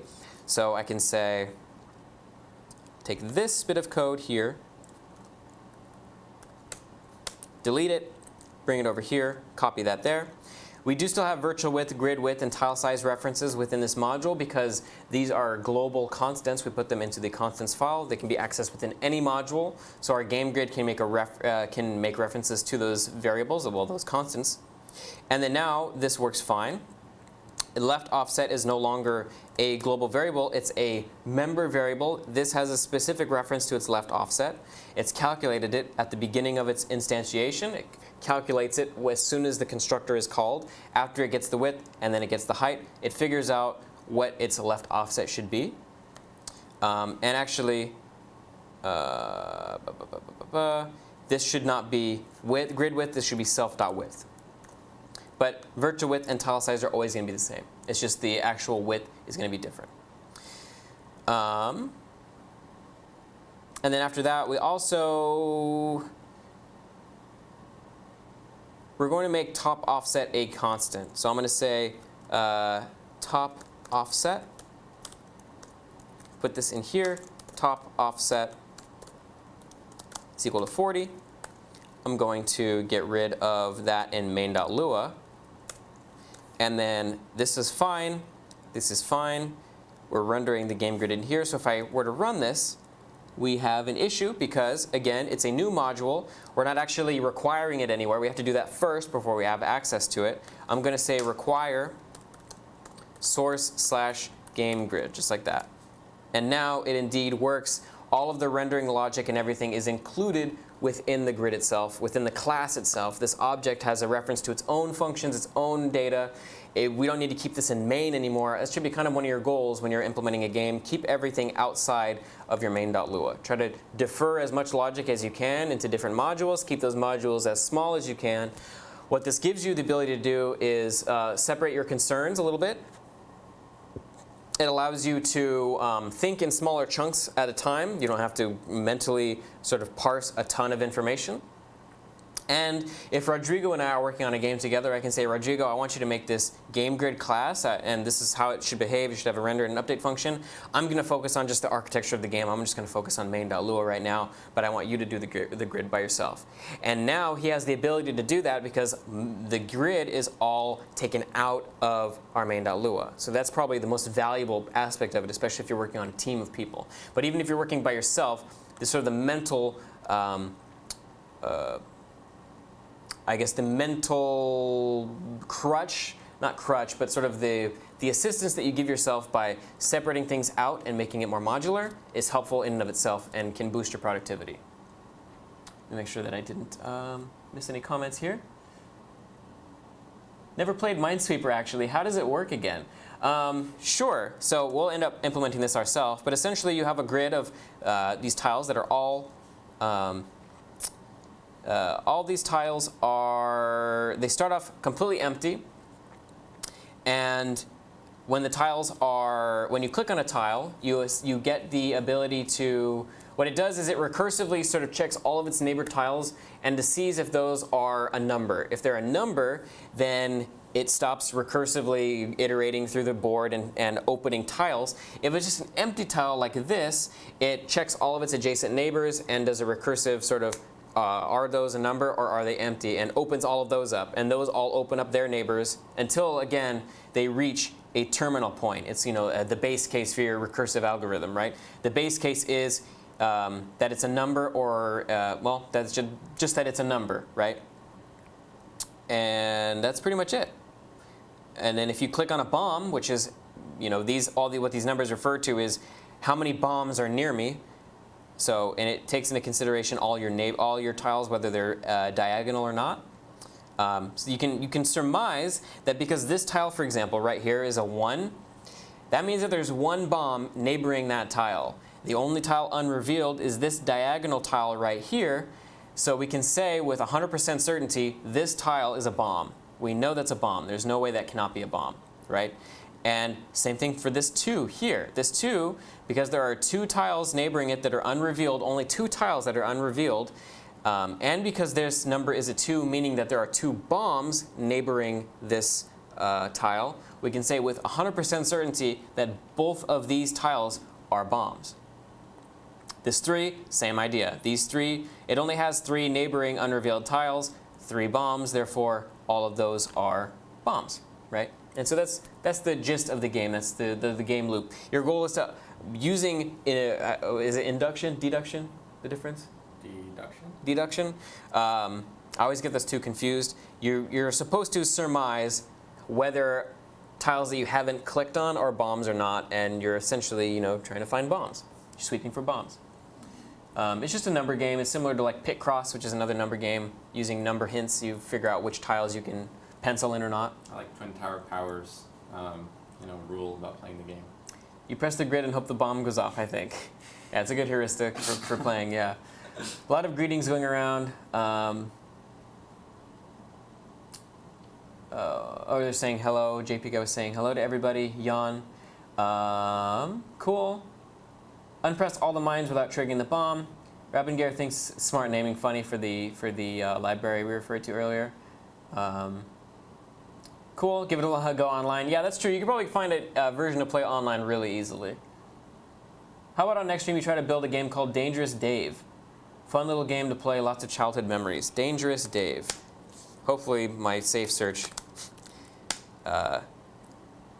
doesn't give me any issues. Okay, interesting. Dangerous Dave. So it's kind of like a simple platformer, and you collect gems. You go and you find the door. Is that the gist of it? Looks doable. To me, that looks like the gist of it. Yeah. It's similar to what we do with Mario, the Mario P set. A little fire obstacles. We could do like a simple. Didn't mean to do that. We could do a simple platformer at some point, in the spirit of Dangerous Dave or Mario or something like that. Yeah, we could do something like that. I don't know if it'll be the next stream, but I'll definitely keep it on the docket for sure. Thank you for the suggestion. You don't have to deal with one huge file of code to run it. Yeah, and that's a big headache. You don't want to do that. It's a pain just trying to look through and seeing where problems are and tracing them back and forth. Much easier to look module by module and then get a easier understanding of what you're dealing with as a whole, holistically. Yeah, yeah. Encapsulation, collaboration. Yep, exactly. Grid's corner is 3 neighbors. Edge is 5 neighbors. Other is 8 neighbors. Bomberman. Yeah, essentially that's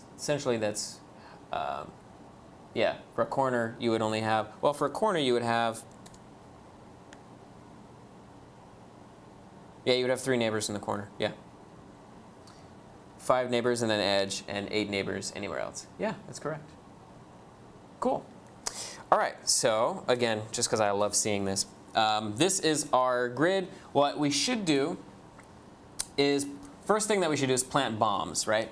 So what we can do is each grid, therefore, each index in the grid needs to have a reference to whether it's a bomb or not. It needs to know that. It needs to know that piece of information, because if we're going to need to check each tile individually, hey, are you a bomb?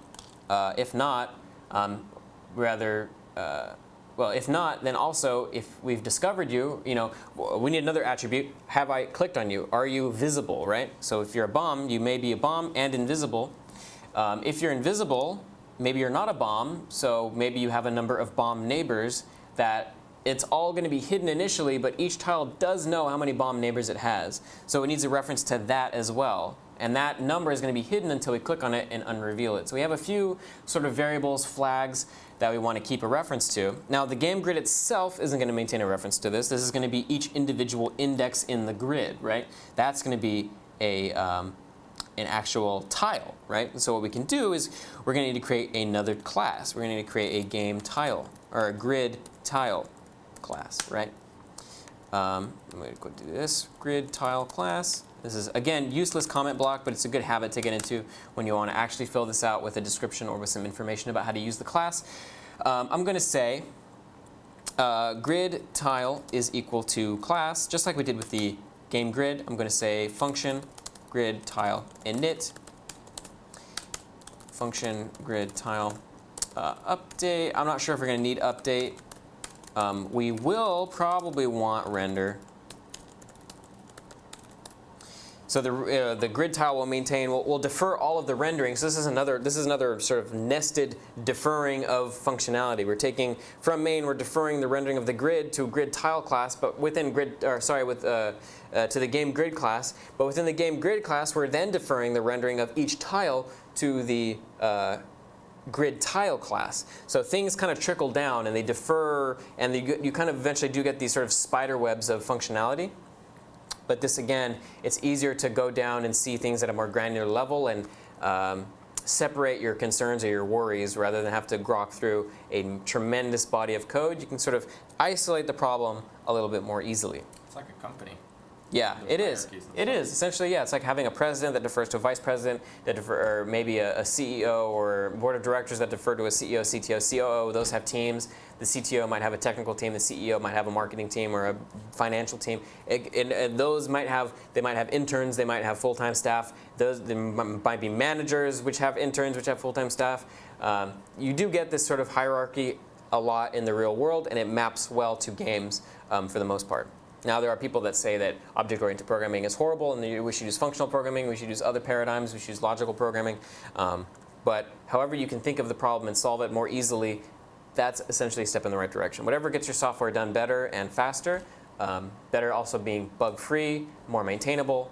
Faster isn't always necessarily the best thing. Maintainability is also very important. Whatever gets that done ultimately is good, in my opinion. So what we want to do is render the actual tile. And now the tile is going to maintain a reference to its XY. So what we can do is I can say, it's going to need a reference to its XY because it's going to need a reference to, is that necessarily true?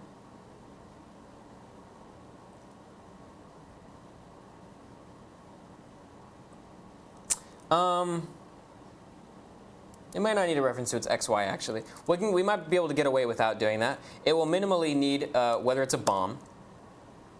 So we'll set that to, what we can do is we could just set it in here. So bomb. Self.bomb is equal to, rather, better naming, is bomb. Self.isBomb. So we've made it a Boolean variable, sort of like is, like we've semantically changed it, its purpose. So self.bomb could be anything, but self.isBomb, now we know that that should be a Boolean expression. And we'll just set that to the value of whatever isBomb is. So in the constructor for the grid tiles, where we're going to actually determine whether something's a bomb or not, I'm going to say self.hidden, or rather is hidden, is equal to true. So every tile, when it first gets created, is going to be hidden by default, so that viewers, players of the game have to click that tile before it gets visible. And then we're going to say self.bombNeighbors, something that you should not do in real life. Self.bombNeighbors is going to be equal to, we'll say 0 for now. And the convention that I was kind of introduced to was just like you did isBomb or isHidden for Booleans, for like counter variables, have like num bomb neighbors or something like that. Yeah, we could do that too. Num bomb neighbors. So it's good semantic clarification of the variable. So self.number of bomb neighbors is equal to 0. And now what that's done is that's taken this away from ambiguously being a verb to being a noun. So now we know this is actually a noun, 100%. So the number of bomb neighbors, go ahead and set that to 0. And so what we can do now, bomb neighbors could be a function. Yeah, exactly. It could. It could.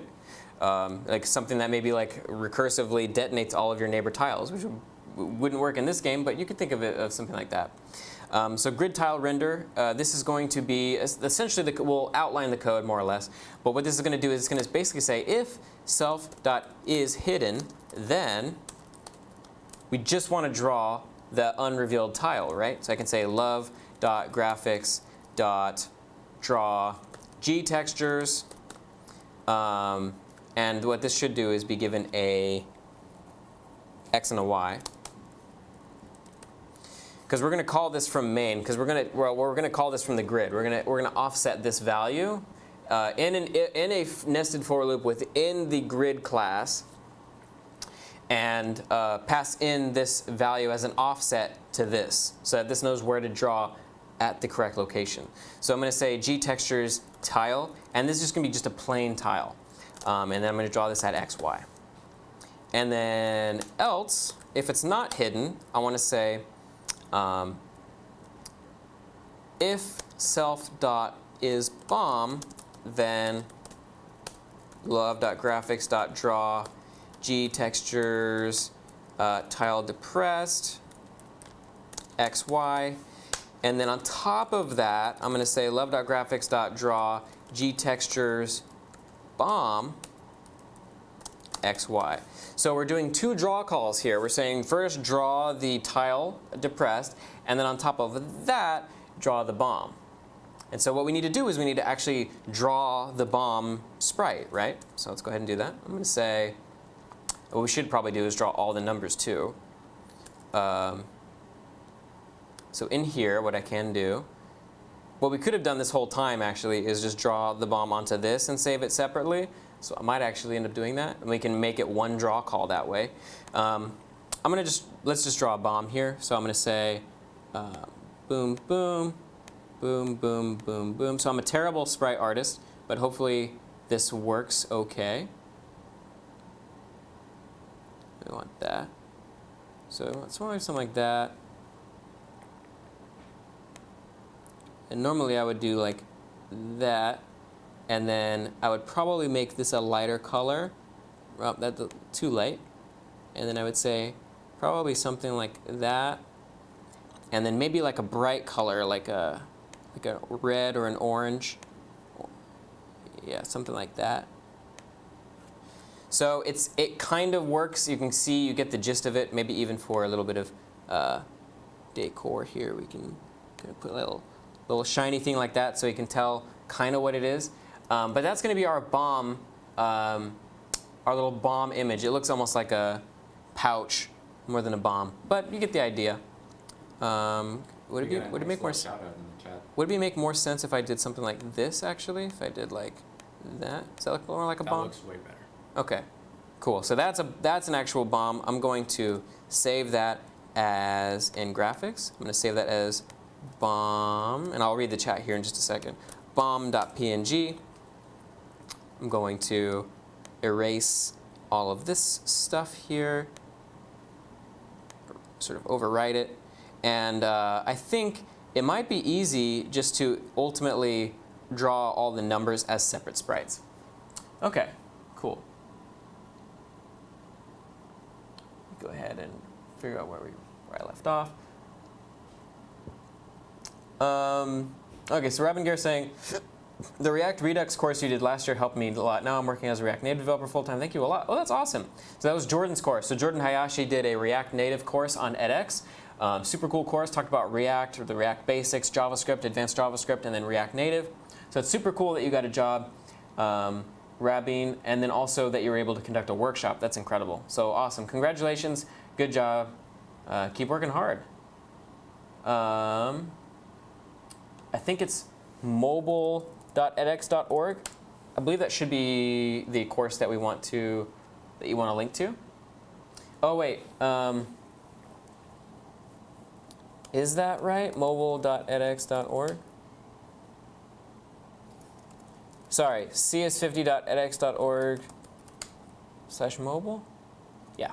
Sorry, my apologies. Oh, yep. And Martin kindly tossed in the chat there. Yeah, I screwed up. Ignore my link. Mobile.edx.org is not anything. That's a fictitious link. It's fake news. I'm going to now segue from drawing the bomb. What I want to do is I want to draw all of the letters that make up the tiles that have been revealed already. So let's go over to here. I'm just going to go ahead and choose a random color. So, and this may be terrible. So let's go ahead and do something like that. Yeah, that's pretty good. Something like that.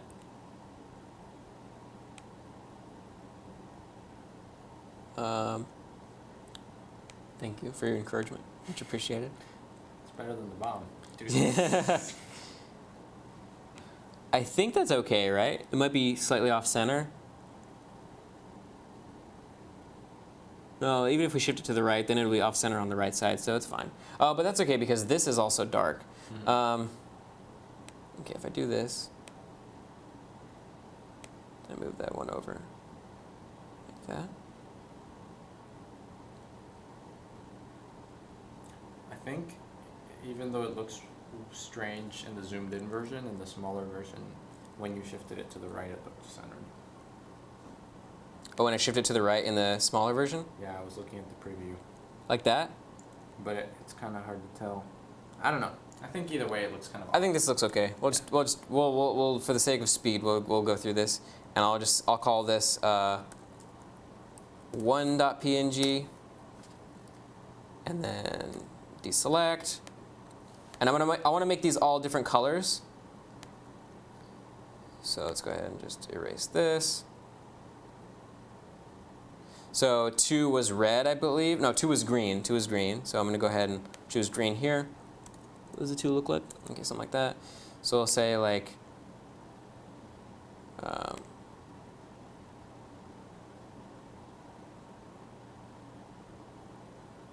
this is going to be terrible. Gotta start somewhere. Yeah, so let's see, how's that compare? So it looks like it goes around like that. Goes like that, right? I mean, it's definitely legible. Yeah, it's legible. I mean, it looks a little bit like trash, but It looks like a serpent, like a cobra. it does a little bit, yeah. Yeah, that's a little bit better. Yeah, that looks a lot better. OK. This one seems a little shifted down. It does, yeah. I don't want to spend too much time on it. That's good, though. It's legible. I'll try shifting it up. There we go. Yeah, that looks a lot better. Cool. And then I need to... I'm not an artist at all, by any stretch of the imagination. And I'm sure that that's very clear. But if you are a single developer working by yourself, you will sometimes have to do something like this. And so using simple techniques that don't require you to be super artistic, like the three-dimensional technique we looked at earlier, that's kind of a good way to make your game look good without going too crazy with the artwork. Emulating things that you see that are fairly simple, that's kind of the best way to go about it, I think. 3 is red, so we'll do that. OK, so how does that look? Something like that. I mean, I know what the number 3 looks like, but for the sake of emulating the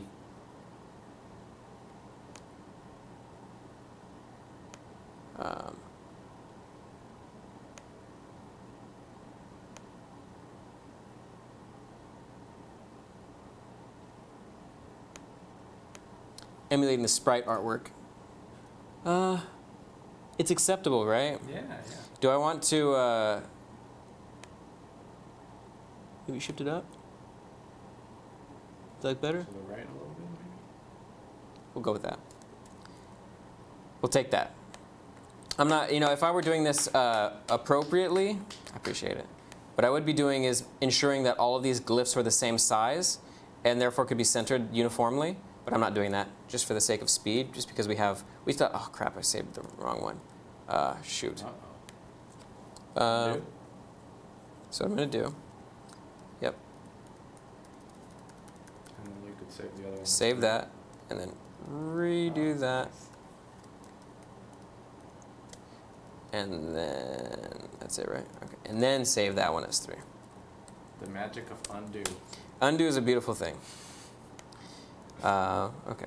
I apologize if this is a little bit slow. Actually, people are commenting that they like this. OK, cool. What do I, so we need 4. What does 4 look like? 4 is like a purple, it looks like. I can't really tell. Well, we'll go with that. So we'll say this is 4. And then 4 looks kind of like, so they do like the, not the, Or are they doing like the corner? The little. so it'd be something like this. They're doing the 9-4.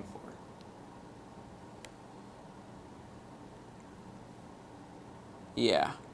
Yeah, exactly. It looks kind of like trash. I mean, it looks actually pretty similar to theirs.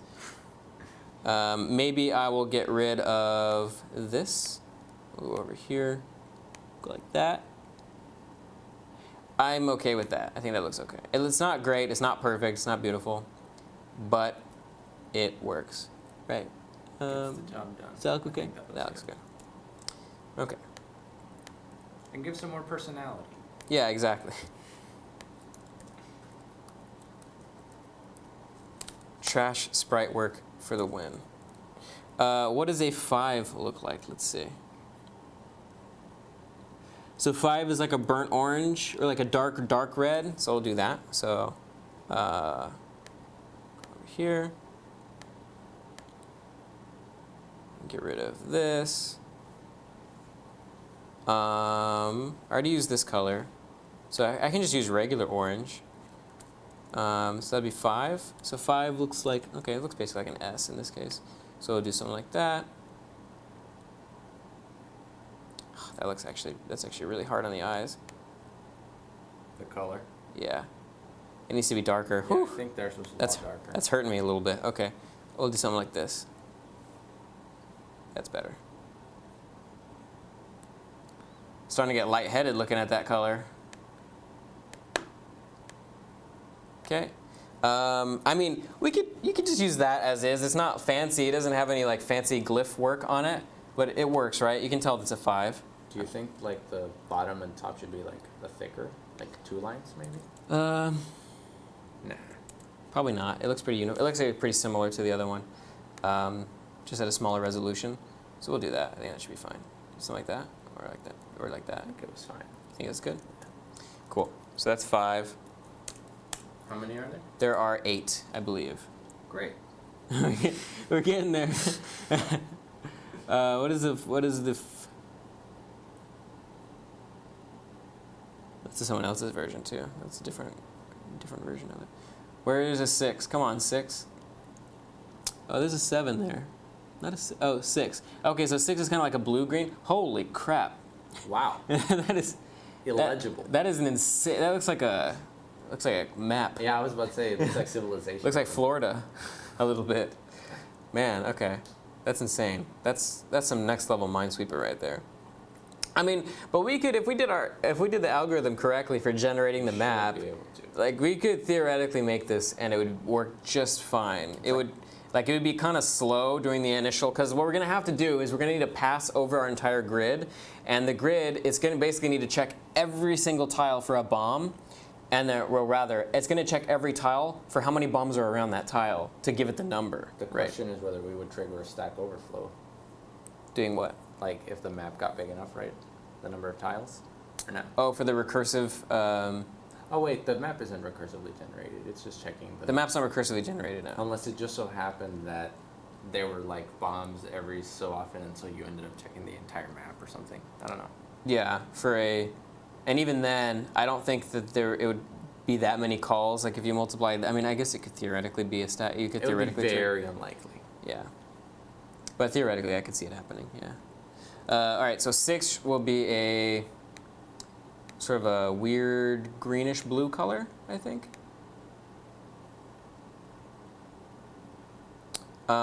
This color maybe, so 6. This might be actually a little bit too dark. Their 6 look pretty light. We'll try this.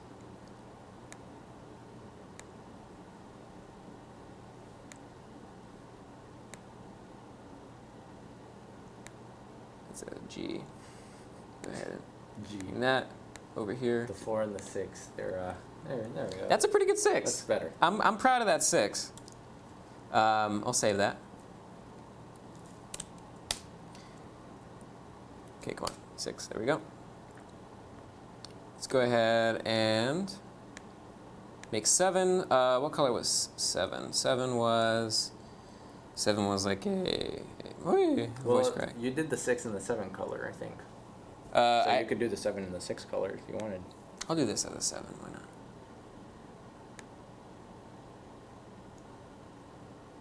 Seven should be Not like that.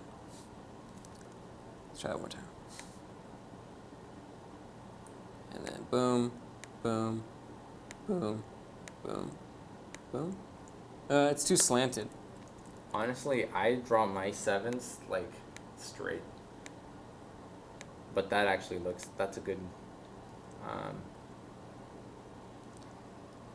Do you want to be consistent with the? Yeah. Which means I need to start up here.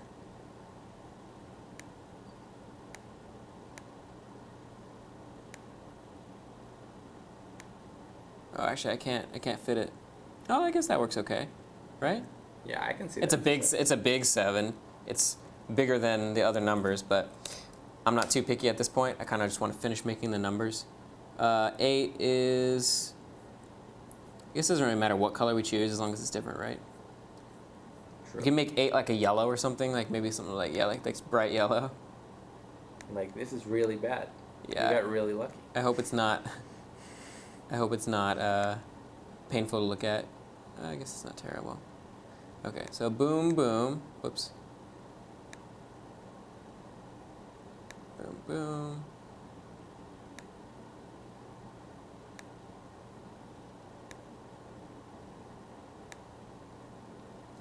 That's a pretty solid 8. That's probably the best number so. Yeah. Yeah. So it's a shame because you probably won't see it that often. Again, apologies to the people on stream that are bored watching me make numbers, but how to make numbers with CS50. Yeah, I know, right? Purple. We'll make this nice bright purple R9.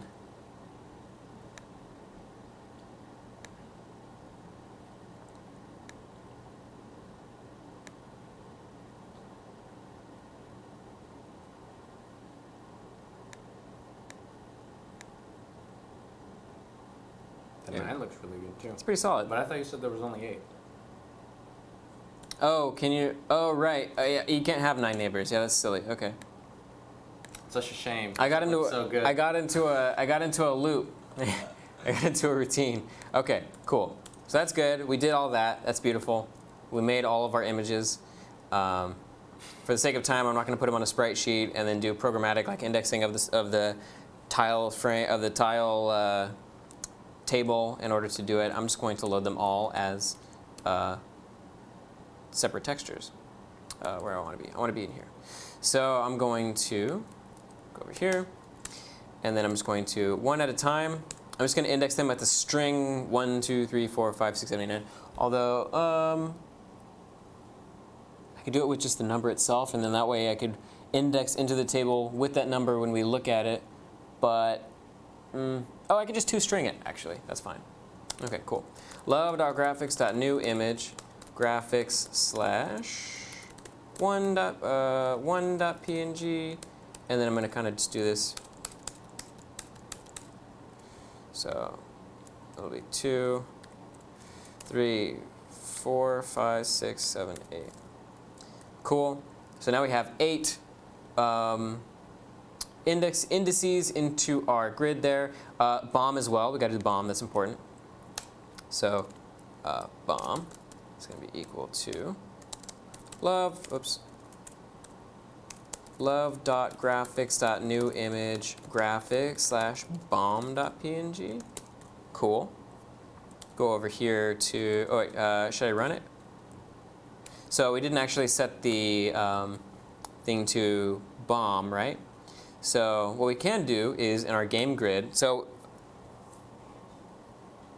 excuse me, another of the things that we need to do is instead of doing this for loop where we generate just where we draw just a sort of statically allocated grid of numbers in advance, or rather numbers that map to textures via this ternary statement, what we should do is actually instantiate all of the indices in our grid. So what we can do is I can say self.grid equals that. And this is basically taking what's in main.lua and putting it into here. And actually, grid is still referenced as a global variable from main.lua, so that's why that's still even working. But now I can say for y is equal to 1 until self.height do. And this allows us to actually support rectangular grids. So I can do for x is equal to 1 self.width, because now those numbers are separate. Then I can say, what we also need to do is table.insert into self.grid, a new table, because this is a 2D table. And then I'm going to do table.insert into self.grid at y. Not a number of 1 or 2, but rather a new grid tile here. So I can say grid tile. And then in the grid tile is where I can say local is bomb is going to be equal to math.random2. So 50% chance in this case, which is way too high, I think. But just for demonstration, and true or false. Yes. And then I'm going to say is bomb right in there in the grid tile, because again, our constructor takes in an is bomb variable, a Boolean, to be true or false. So what I'm going to do then is, and in this particular instance, I'm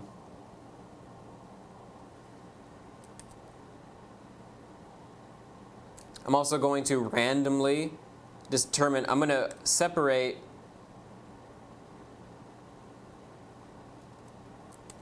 I'm going to illustrate that not all depressed tiles need to be bombs. So what I can do is I can say just make it revealed as well. So I'll make whether it's revealed or not a Boolean, I guess. Or rather, what I can just do is say local is revealed is going to be equal to math.random2 and true or false. So now there's not only a 50% chance that it's a bomb, but a 50% chance that it's also revealed. And then I'm going to say what I should do is that I should say local grid tile is equal to this. So the reason I'm doing that is so that I have a reference to this variable, the grid tile, that I'm going to add into the table. I want to add it, and then I'm also going to say hidden is equal to is revealed, which is actually the opposite of what, okay, Is hidden. yeah. So this should be is hidden. Keeping everything consistent. It wouldn't, in this case, it doesn't really matter. Either way, we're just setting something to true or false at random. But the semantic of that is important to take into consideration if we're doing something more complicated. Now, this will give us grid tiles that are randomly bombs, randomly hidden, and a mixture of the two, right? So if if it's a bomb, then I'm going to draw that it's a bomb. Else, right? Because if it's not hidden, it could be either a bomb or not. And so I'm going to draw whether it's a bomb or not. And then eventually what I'm going to do is I'm going to, if it's we're going to have that number attribute associated with each tile, whether it's 2, 3, 4, 5, 6, 7, 8. And if it's any of those, then we need to draw that instead of tile depressed, basically. And draw bomb if it's a bomb. And then if it is a bomb as well, and well, it wouldn't be inside render. It would be inside of like update or something when we actually click it. If it's a bomb and we discover it, then that's also going to be the trigger for the game over too. Because when you hit a bomb, you get game over, and then you get your score. I have not been looking at any of the chat. I apologize. So let's do that. 9 is impossible. Yep, to set a solid LM. I got into a mental sort of autopilot. Wow, there's a lot of chat. Okay.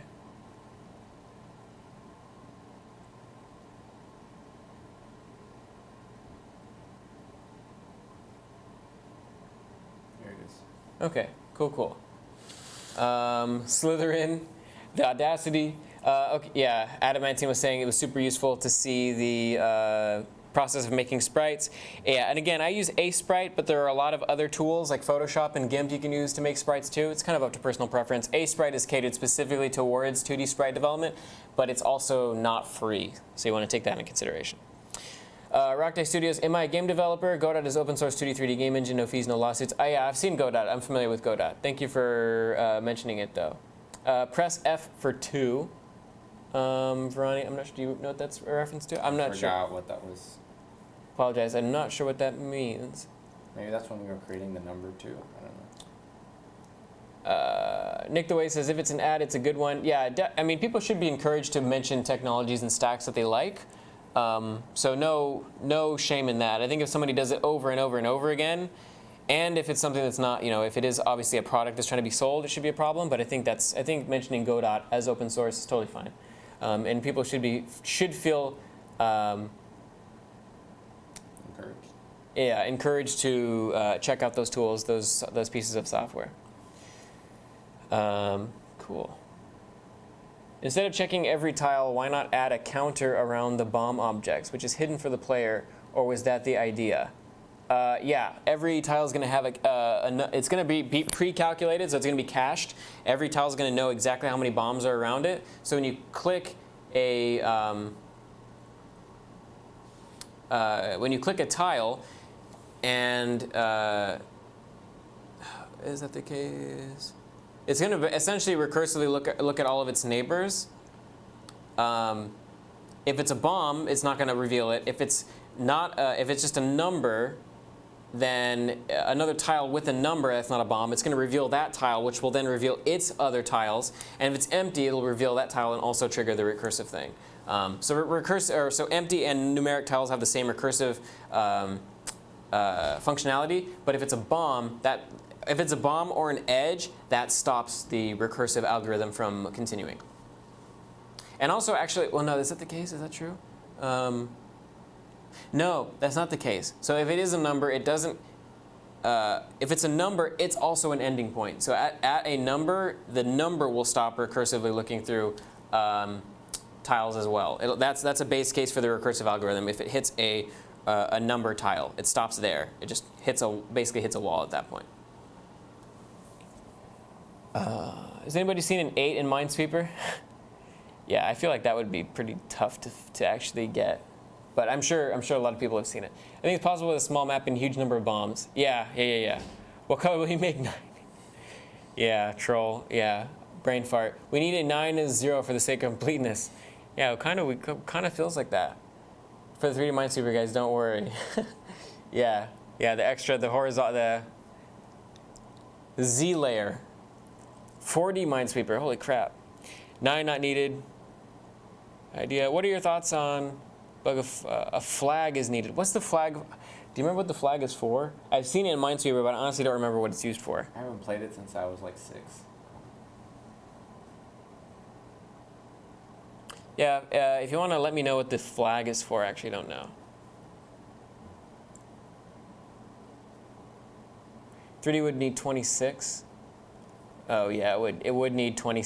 It would need 26 indices for a 3D, a 3x3x3 check around the tile.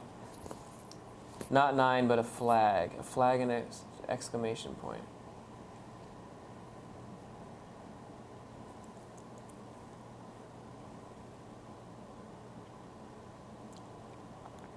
People are asking about mobile validators on the web. I think validators at the HTML site are still circumventable. So ultimately, you probably want backend validation. Depends. Felina. I like coming in here every time I fail to understand what's happening, and that motivates me to go continue my backlogged courses. I don't know whether to take that well or not, but I appreciate you coming to join us. If you have any questions along the way, definitely let us know. I would recommend starting at like the Snake or the tic-tac-toe streams, though, because those are a little bit easier and they give you a good jumping point. Depends on your audience. I guess use a bit of a mix, but if your main audience is on mobile, you could go mobile first and make it adapt for bigger screens. Yeah, they're talking more about the mobile stuff. Press F to pay respect when you overwrote the 2 number. Oh, I see. Don't like the metadata program said. Do the bombs get generated after the first click? Bombs get generated at the beginning of the map, so the whole map is completely generated at the very beginning, all the bombs, and all of the neighbors of the bombs get their numbers pre-calculated, and then you just reveal them by clicking on the mouse and recursively revealing tiles. Use the flag to make where you think are bombs useless. Flag is for marking a bomb that it's, oh! So the ability to actually like say, oh, I know this is a bomb, and, like to mark it. Okay, okay. Yeah, I'll have to think about that. I didn't think about that actually earlier, but yeah, that would be smart. And that would actually be pretty simple. All you would have to do is, we'd have to go into like a mark mode, and so if they click it while they're in mark mode, it just changes that. Basically, turns on a flag skin for an unrevealed tile. So yeah, that's something we could do. I'm actually about to head out. Okay, sure. Well, it was good. Yeah, tomorrow I'll be here for the full time. Oh yeah, that's true. Yeah, to what JP guy just said, perhaps Rodrigo can check out chat while you program, but Rodrigo is unfortunately leaving. I'm out of time, but I'll be back tomorrow, and we'll hit, object-oriented programming again a little bit. Okay, cool. And, switch over to Python. Yeah. Because you said we haven't done much Python streaming. Not a lot. So that'll be fun. All right, it's been real. It's been real, man. Appreciate it. Thank you very much. Okay.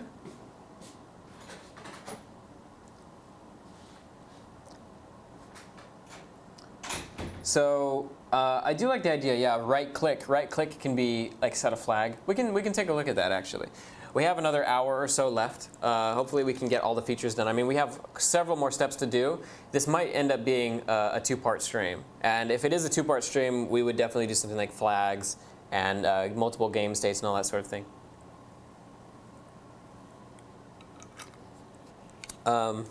We'll see how much we can get finished after this, and I'll commit everything to GitHub. And this would probably be, if it is a 2-part stream, it'll probably be next Monday. But yeah. Let's go ahead. So the next step we needed to do, oh yeah, we were going to draw the tile being depressed or a bomb, depending on the situation. So okay, so it's looking for grid tile. We haven't added grid tile to our dependencies yet, so let's go ahead and do that. Require source/grid tile.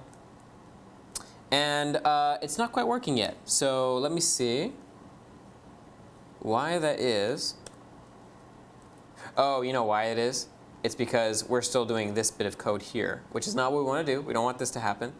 What I want to do is I want to draw, rather, I don't want to draw anything like that. Self.left offset plus and self.y offset plus. Yeah, what do we do?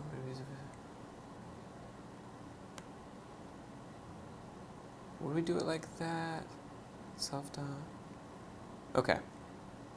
We're going to do self.grid at yx render, right? Because we defined a render function in our grid tile class. So these are all grid tiles now. They aren't just numbers anymore. It does take an x and a y, if I'm not mistaken, right here, which is this x and y. And we can just reuse the x and y that we have here. So self.left.offset, blah, blah, blah. Y, all that looks great. And OK, so we have a grid full of revealed tiles. Now,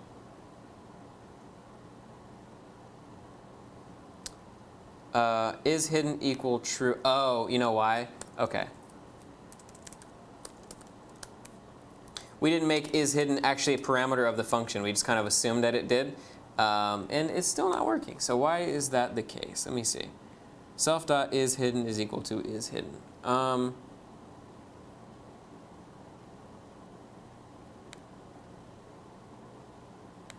Oh, is equal to 1. So this was always getting true because the result of math.random2 is always going to be a truth value. So it was always giving us true because of the way the ternary statement works. And same thing with this. We need to also set that. So now it works. Cool. Awesome. We see some bombs, right? Looks great. I like how that bomb ended up looking. It looks pretty good. Pretty good sprite work for somebody who sucks terribly at making sprites. Yeah, I like that a lot. That's super cool. そんなに難しないけど it's not difficult, is what Nick the Way just said. That's not difficult.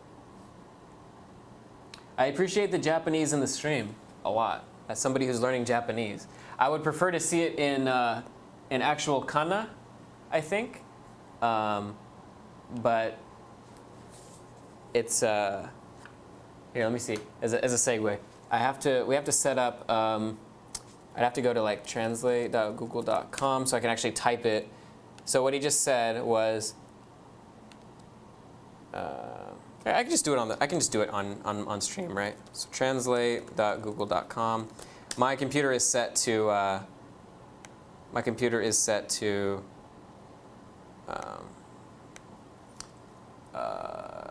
on a different account. It's set to I can type at the operating system level in Japanese. So sonna, it's not set to type in kanji. We're gonna do that.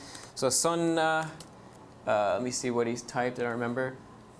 Oh, there he did. Sonna ni muzukashiku nai kedo. Sonna ni muzukashiku nai kedo. So something like that, right? Saying it's not that difficult though. Sonna ni muzukashiku nai kedo. Muzukashiku nai kedo.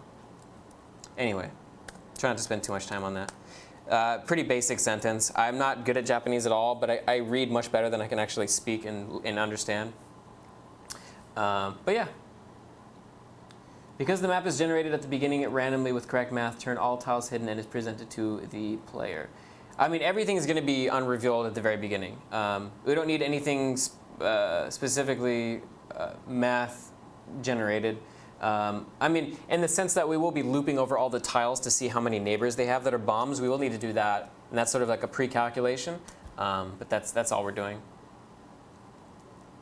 Bombs are turned into flags when the game is won. Oh, that's a cool feature. Nick the Way, are you Japanese? Nihon ni sumimasu ka? Would that be how you say it? Sundeimasu ka? Nihon ni sunde, or Nihon de sundeimasu ka? Nihon ni sundeimasu ka?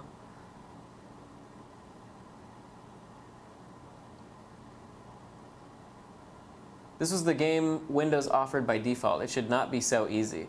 I don't know. It's a pretty easy. I mean, all things considered, it's fairly easy. I would say it's not like terribly easy.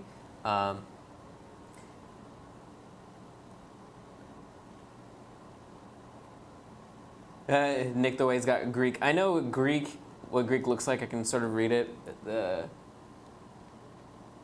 Leah, I don't remember whether that's. So it's been a long time. I used to know the Greek alphabet pretty well. Not any words in Greek, but Ilinats a my. I don't remember if that's L or M, lambda or mu. My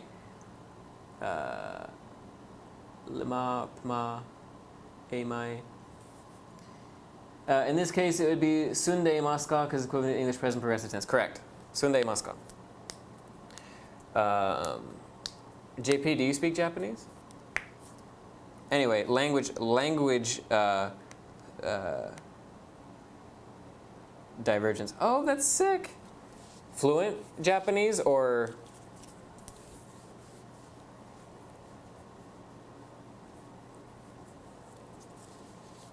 That's super cool. I'm curious how many people in here actually speak Japanese. And so everyone's going to start coming out and saying, oh, I speak Japanese too. Oh, I speak Japanese too. Nice. That's cool, man. I've only been studying hard for maybe a year, less than a year, and on and off. But I can read fairly well. N3, says Nick the Way. Yeah, I guess I would probably be N4. I'm much better at reading and writing than I am at speaking and listening. Friend speaks, he passed N1, learned it with himself without any textbooks. Yeah, that's essentially what I'm doing. I'm using a little bit of textbooks, but mostly through actually playing games in Japanese. That's the main reason why I wanted to learn. 3DS with Japanese games.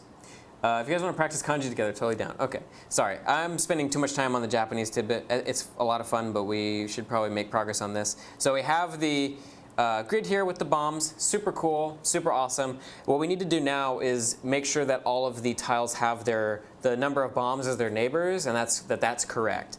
So what we need to do is we need to calculate for once our grid is constructed, basically, we need to call a function called calculate numbers, right? And this will go, whoops.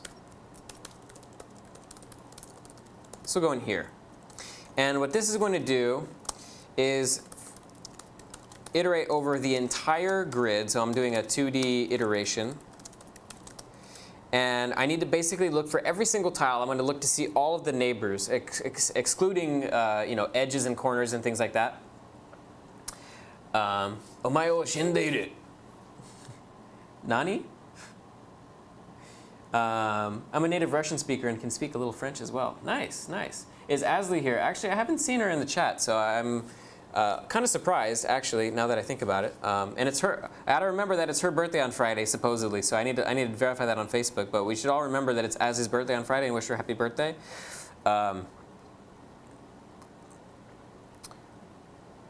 Yeah. So what we need to do is iterate over the entire grid, and then for every tile, we need to look at all of the neighbors. So in this case, we say check top left, check top right, check left, check right, check bottom left, check bottom right. And there might be a more programmatic, smooth way to do it. But this is effectively what the logic is. So we need to say, if x is greater than 1 and y is greater than 1, then. And another thing we need to do is we need to say local num bomb neighbors is equal to 0. We're just going to add 1 to this every single time that we find a bomb. So what I can do is I can say if what would be self.tiles at x minus 1, y minus 1 dot, and it would be dot bomb. Is it bomb? Oh, is bomb. Dot is bomb, then num bomb neighbors equals num bomb neighbors plus 1, right? So that's checking the top left. So we're minusing on the x, minusing on the y. So that's just that logic. The top is a little bit simpler of a check. It just basically says if y is greater than 1, then if self.tiles y minus 1 x dot is bomb, then numbom neighbors equal numbom neighbors plus 1. So this is the logic involved. And this takes place for every single tile. And all we're doing is essentially bounds checking all of these checks of our neighbors. So just making sure that we're not going to the left of the far left edge, to the right of the far right edge, above the top, below the bottom, that sort of thing. So same thing for the right, top right. So if y is greater than 1 and x is less than, what would this be, self.width, then if self.tiles, as this is top right, so this would be y minus 1, x plus 1 dot is bomb, then numbom neighbors equals numbom neighbors plus 1. Right? Pretty simple. We're just checking left, right, up, down in different permutations, and that will tell us whether a neighbor is a particular way, right? So check the left. If x is greater than 1, let's copy this. If self.tiles at y, and then this is x minus 1. For the right, it's kind of be the same thing, but reversed. So if y is less than self.width, then we'll do y, and this will be x plus 1. Bottom left is going to be if x is greater than 1 and y is less than self.height. I'm going to do this, copy this. So not a terribly exciting bit of code here, but kind of just this is the core of our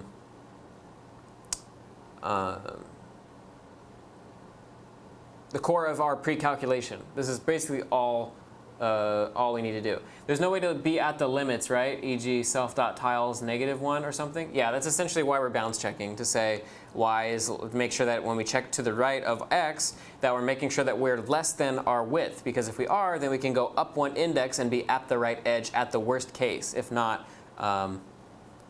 to the left of that somewhere, between 1 and the width, right? That is exactly why we are doing all of these if statements for the bounds checking. That's the sole purpose of these if statements. Otherwise, we could just blindly do this x plus 1, but that's not going to work when we're at the far right side of the screen because there are no more indices to the right of that, right?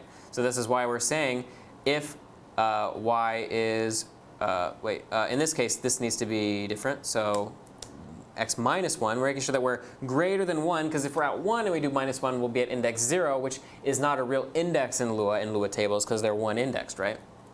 So that's effectively why we're doing this. So self.tiles, and this is going to be also y plus 1, x minus 1, and this is why we're doing less than self.height, right? So check the bottom. So if y is less than self.height, then, and then we can do this. We're just checking x and then y plus 1.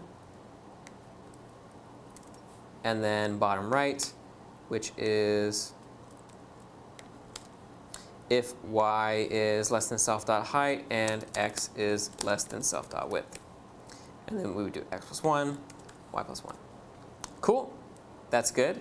And then now we'll have a number for this particular index in the grid, right? For that particular tile. So I can say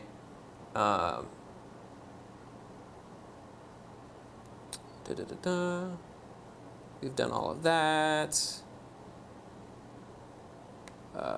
Num-bomb neighbors shouldn't be at that level. It should actually be over here. Store all bombs we see around tile, checking all neighbors. This is kind of just to give a sense of what this particular code block's all about. So we're checking all the individual tiles, and then at the end, once we've checked all of the tiles, we can then say store number at that tile. So we can say self.grid at yx dot, and this would be numbomb neighbors equals numbomb neighbors, right? So now we have that.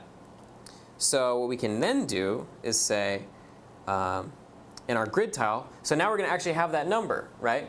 So we can toString that. Can say If it's a bomb, then we want to draw the bomb. Else,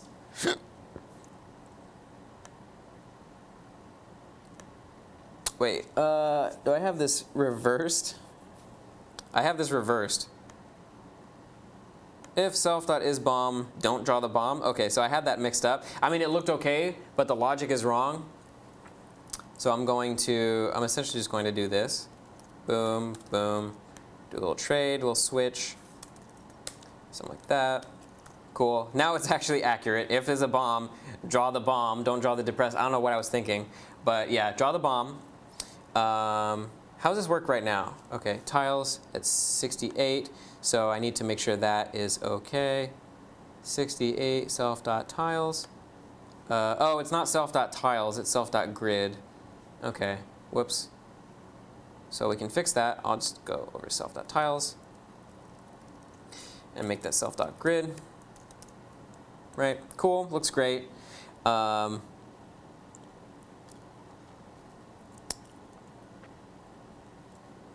then if it's a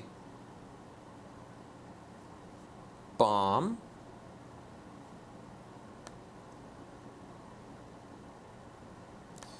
so the depressed, this is where we're going to actually draw the color, the number for that particular tile. So I can say local num bomb neighbors is equal to, what would this be? Grid tile. OK, this is the grid tile. So this would be self num bomb neighbors. Oh, wait, what am I doing? I'm sorry, brain fart. So we have a reference to the number of bomb neighbors. What we want to do is say, draw that tile. We're going to map that to the particular tile that we loaded earlier, right? Which we stored in dependencies, and they're all stored with a string numerical index here. So it's a string, but it's a number. So what we can do is we can say, if self.num bomb neighbors is greater than 0, right? If it's greater than 0, then we want to draw one of the number ones. If it's 0, if it is 0, then I just want to draw the depressed tile as it is, just by itself. So in here, I'm going to say love.graphics.draw, gtextures, and then I'm going to say toString self.num bomb neighbors, right, which is good, gtextures, and then there I can say xy. And there we go. So we have our numbers. Now, seeing them all together looks pretty wacky. But in theory, this should actually be working. So notice that there's this 1 here, and it has this 1 tile next to it that has a bomb, right? And this 2 here is also kind of right here. That I'm guessing this 2 and this 2. I mean, these two have to be bombs, and there's no way we can really know right now. What we should do is just always draw them. So just check to see whether our algorithm is working. Get rid of the hidden check here. So I'm just going to get rid of this right now, yeah. Get rid of this. We'll bring it back later. But for now, I just want to draw every single tile. OK.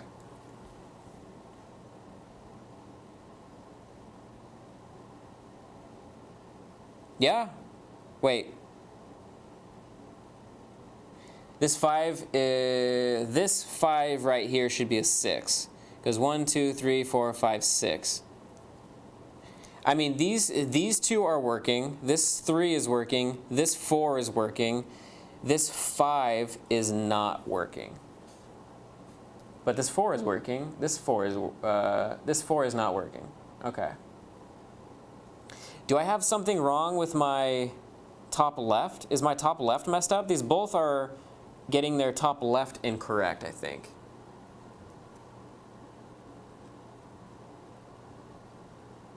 I don't know. Well, this 1 is incorrect. There's a 1 and a 2. This 2 is correct. 4 is correct. This 4 is not correct. Oh, wait. Oh, you know why? Because each bomb also has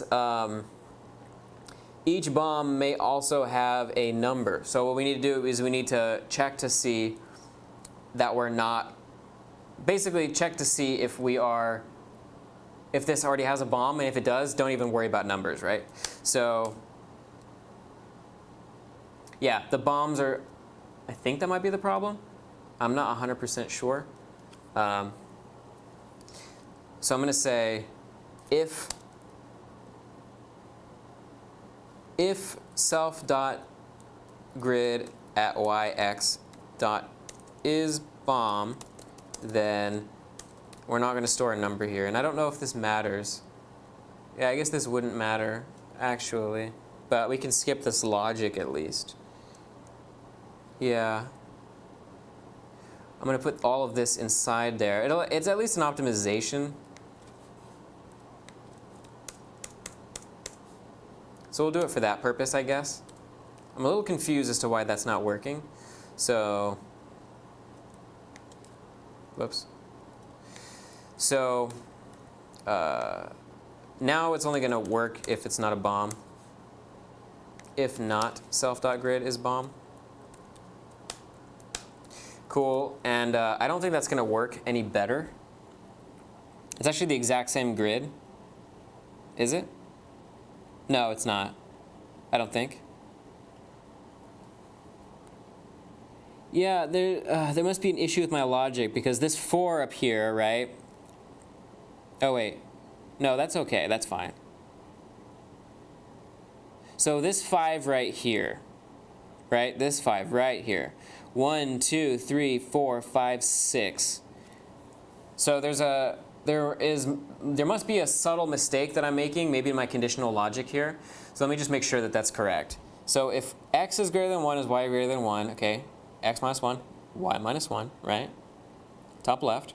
The top, just the y greater than 1, right? Make sure that, OK, y minus 1, x, yep, that's correct. OK, top right, y is greater than 1. X is less than self.width. So y minus 1, x plus 1. OK, cool. If x is greater than 1, yep, x minus 1. If x is less than self.width, OK, y and x plus 1, yep, correct. Bottom left. If x is greater than 1 and y less, OK, yep. Y is less than self.height, OK, OK. If y is less than height and x is less than self.width, OK.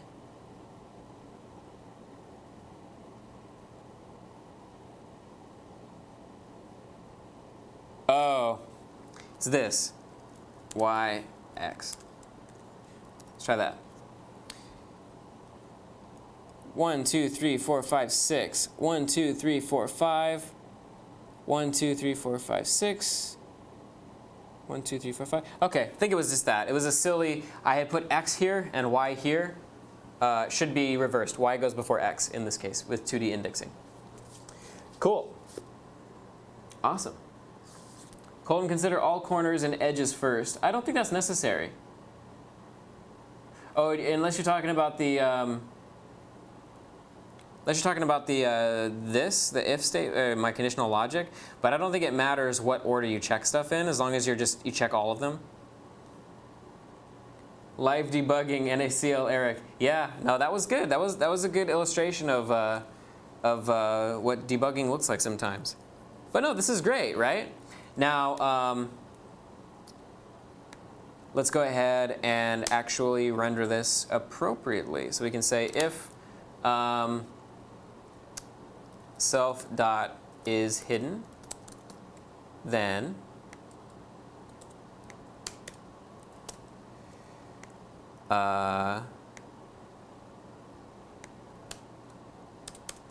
else.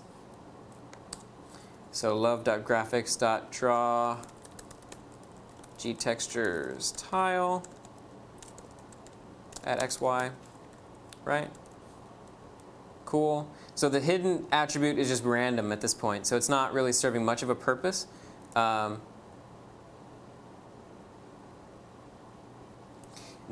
oh, you know what? Another thing we needed to do, I needed to test the emptiness, right?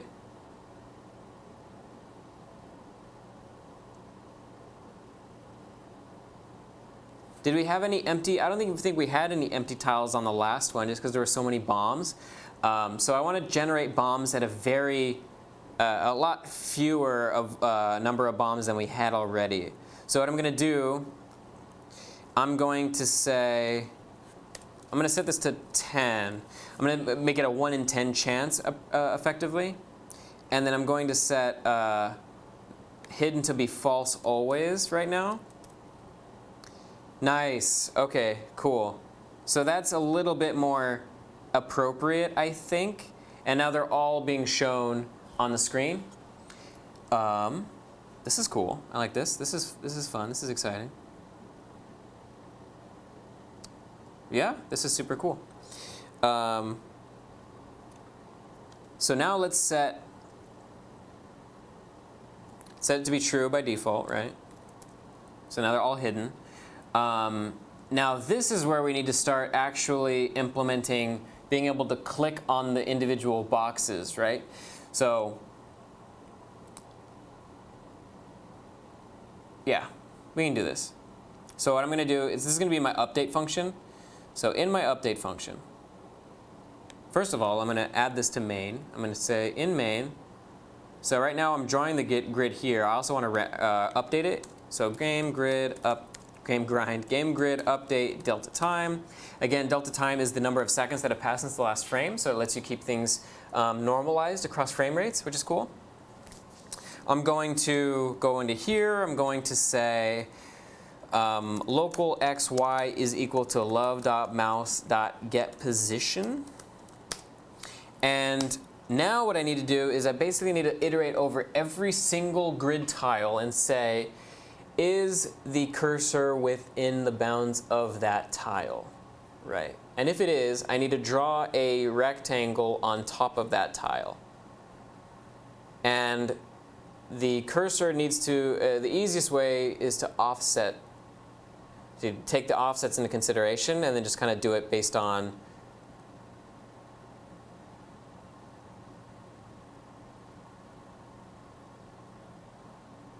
a couple of ways we could do it. So first of all, you need to convert, when you're using the push library, in order to actually get the actual pixels, the proper pixels, you need to do push, and what is this, to world? And then now we can do, I almost did console.log. I can do love.graphics.print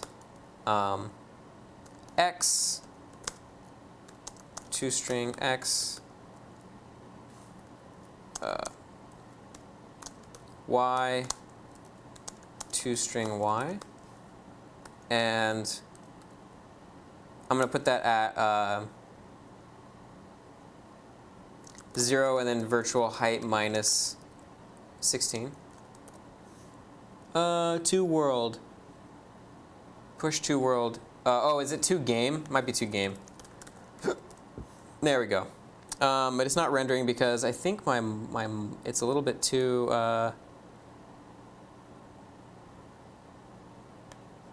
Might be a little bit too low. Let's try it minus 48. Let's try that out. No, that's not working. OK, that's fine. Love.graphics.print x to string x, y to string y at 0 virtual height minus 48. Oh, it needs to be within the. That's my bad. That needs to be within the push start, push finish. So that's fine. We can do this.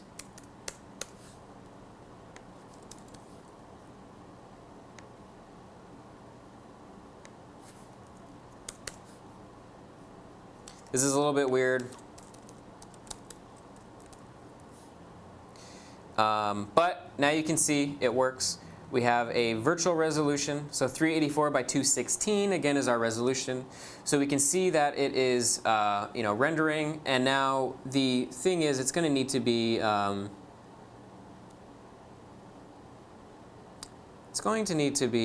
think,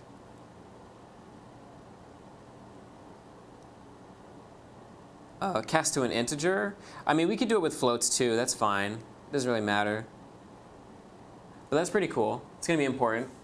You make sure that I'm reading everything.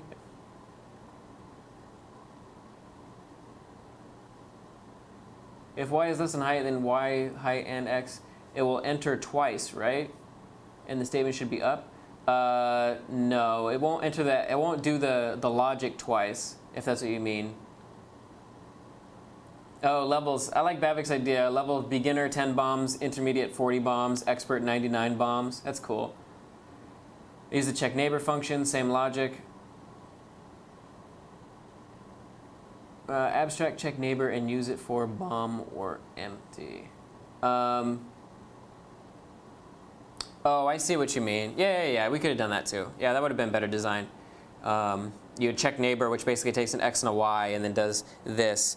The only thing is that what you check and what conditions you check are inverted, and so you would need to pass in a negative numbers to get it to work. It's a little bit strange. You could get it to work that way though, for sure. For checking the left top, blah blah blah blah. As an exercise, try and implement it on your own. And actually, to complement that, I'm going to add this to GitHub. Before I forget to do so, I forgot to add the what was it? The typing game code, the last bit we did, to the stream, and Brenda kindly informed me afterwards. So hopefully I don't finish, or hopefully I don't neglect doing so again today at the end of the stream. We're going to call this Minesweeper stream, Twitch stream on Minesweeper. Make it public, create repo. Cool. Copy that. Go over here. Exit Python, clear.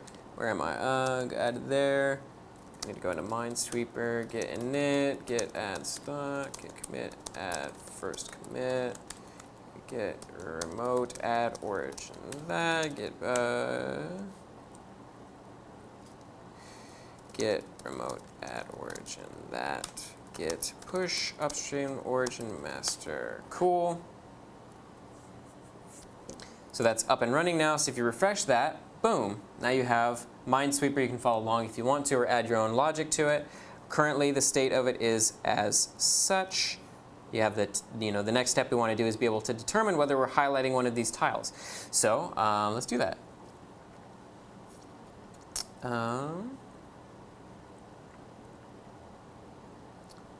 So what I want to do is I kind of want like a hover effect.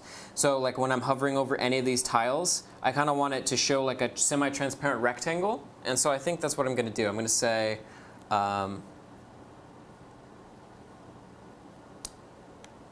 self.highlighted grid equals,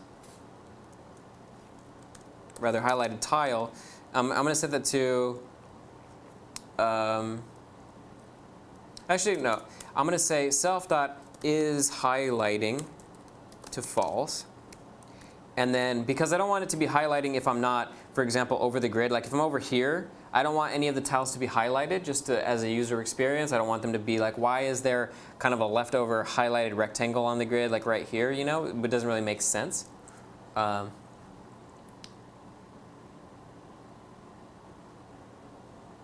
So instead, I'm going to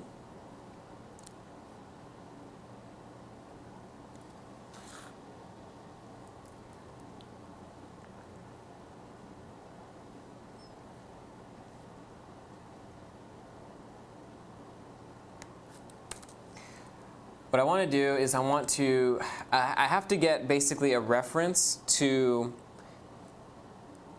each grid tile and check to see within that grid tile if my cursor falls within it, if it's within the bounds of that rectangle, right?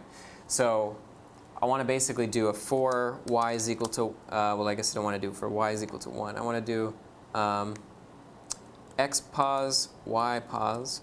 So for y is equal to 1, self.height do, and again, I have to also do this. I have to do x pos, y pos. And then x pos, y pos. That. I'm going to do a double loop over my grid. And then I'm going to say for y is equal to 1 self.height do for x is equal to 1 self.width do, and then this is let me go over every single tile in the grid, right? And so what I'm going to do then is say local tile is equal to self.grid at yx. So as a reference to that particular tile in the grid, I'm going to do if x pos is greater than tile dot they maintain an xy as a reference to their actual. Oh, they don't even maintain an xy. OK, so they maintain an xy relative to their iteration. OK, so it would be greater than. So this would be the offset of the grid then, the first part. So self.left offset, self.left offset plus x minus 1 times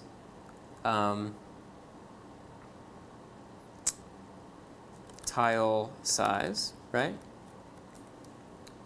And xpos is less than self.left left offset plus x minus 1 times tile size plus tile size. And, well, we'll do a then first. If ypos is just, this is, I probably ideally combine this into one Boolean expression, but because it's such a long line, I'm going to actually split it into 2 checks, one nested within the other one. And this kind of is also a form of short circuit logic, but bulky. Basically lets me avoid checking ypos if xpos isn't even worth considering. But we're doing kind of the same thing here. I'm basically saying greater than, and this is vertical offset, but it's top offset.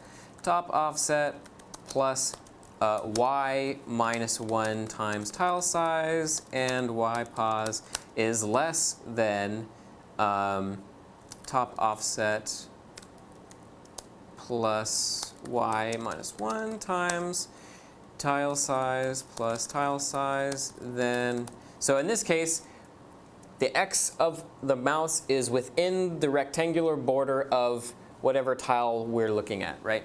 So then I can say self.highlighted is highlighting, rather, is equal to true. Self dot, and then another thing I have to do to make sure that we're not highlighting a rectangle indefinitely after we've gotten outside the bounds of the grid, I should say local highlighting something is equal to false, right?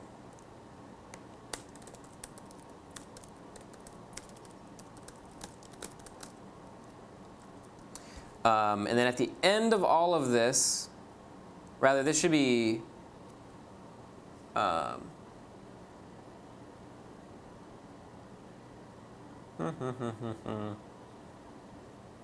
basically want to check to see whether at the end of this whole block of code, I want to say, did we find something to highlight? And if we didn't, then self.highlighting should be toggled back off to false. So it's basically going to match this variable up here that we're keeping track of. We're assuming false, but anytime that we get a match on a tile, then we're going to set that to true, right? And then what I can do is I can say, if highlighting something, and this isn't a self variable, then self.is highlighting is going to be equal to false, right? So basically using this, we're keeping track of over this whole iteration, did we find something to highlight? If we didn't, if we're outside the bounds of the grid, let's make sure that we turn off highlighting. So self.is highlighting should be set to false in that case, right? Which is right here. Highlighting something is equal to true. Self.is highlighting is equal to true. And then if we are highlighting something, what we want to do is we want to say self.highlighting highlighting tile, and we'll say x is equal to x and y is equal to y. And what this will allow us to do, now down here in the rendering thing, we can say if self.highlighting tile, then,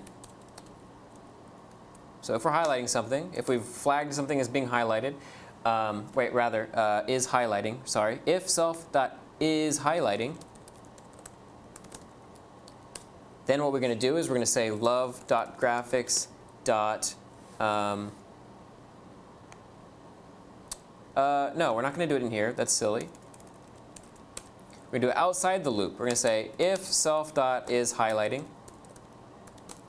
then, and then we're going to say love.graphics.rectangle.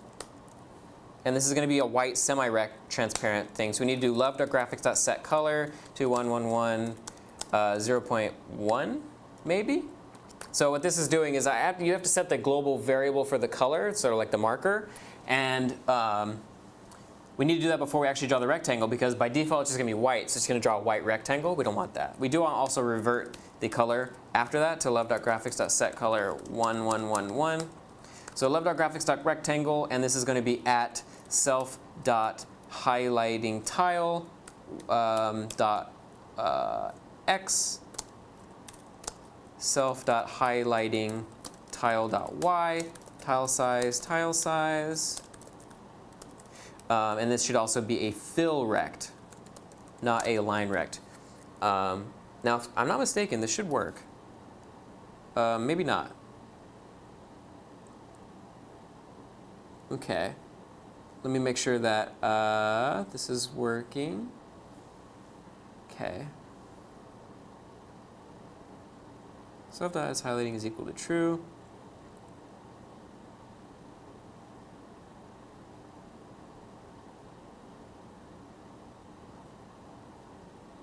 X is equal to X, Y is equal to Y.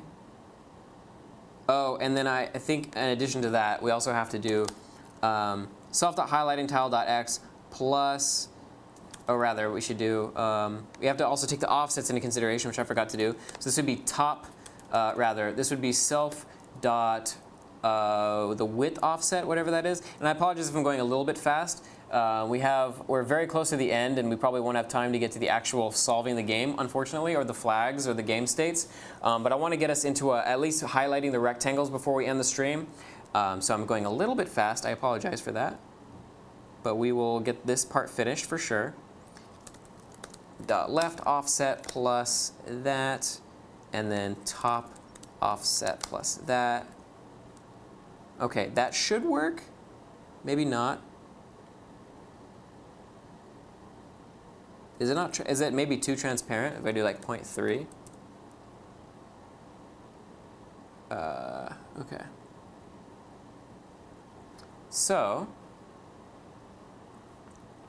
something is awry. I have failed in some fashion. So OK, we're going over the grid for y to self.height, self.width. We're getting the tile at grid yx, which is good. OK, that's what we want. We are calling update, right? Yep, game grid update delta time. Cool. We have the x position here, so we know about that. So we're saying if the x position is greater than self.left offset plus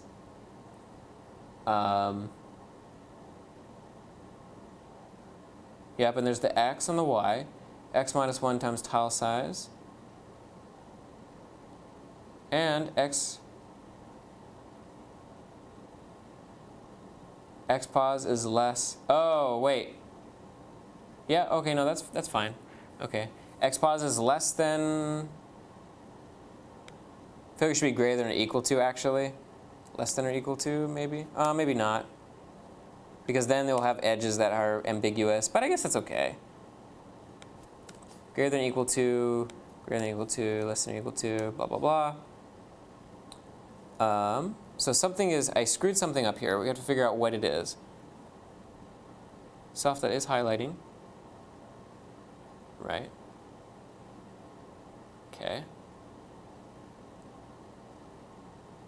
Well, what we should debug a little bit. I'm going to do a couple of things. So the first thing I'm going to do is I'm going to go to Dependencies. I'm going to create a smaller version of, can I do that with the start font? I guess I probably can, right?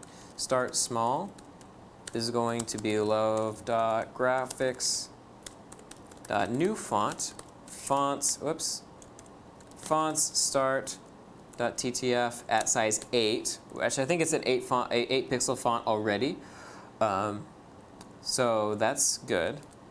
So back into our game grid, I can go over here. I'm going to love.graphics.setFont to gfonts start small. And then I'm going to set this back to just regular start. So let's try that. Yep, cool. So that's good debug text. Looks a little bit better. Now, after that, additionally, I'm going to do love.graphics.print. And then we're going to say highlighting tile to string self dot is highlighting. I'm going to see whether that works, right? Does that actually work? Oh, whoops. That needs to be at this x and y. Whoops, don't delete it. OK, virtual height minus, and this will be minus 36. OK, oh, OK, so it's not even working. So highlighting tile is equal to false. OK. And then just for good measure, I'm going to say highlighting x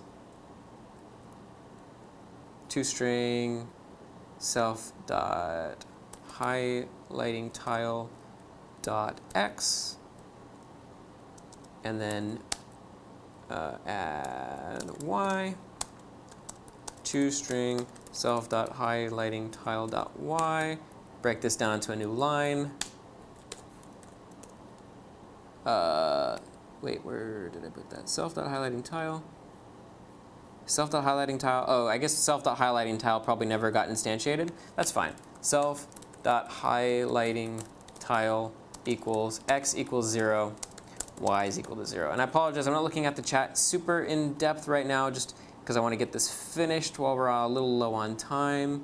But I will read all of the comments after we finish this, promise. Minus 24. Cool, OK. Interesting. So, so we are getting it, but highlighting tile is not being set to true. OK, that's probably the issue. OK, self.highlighting tile. Self.is highlighting is equal to true. Wait.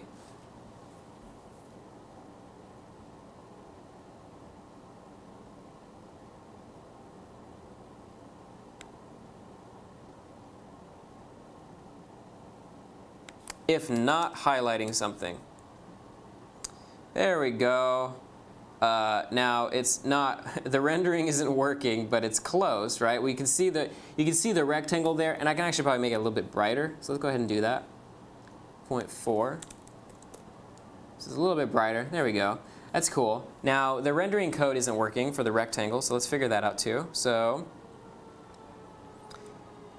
self.left offset plus self. Oh, right. Yep. Minus 1 times the tile size.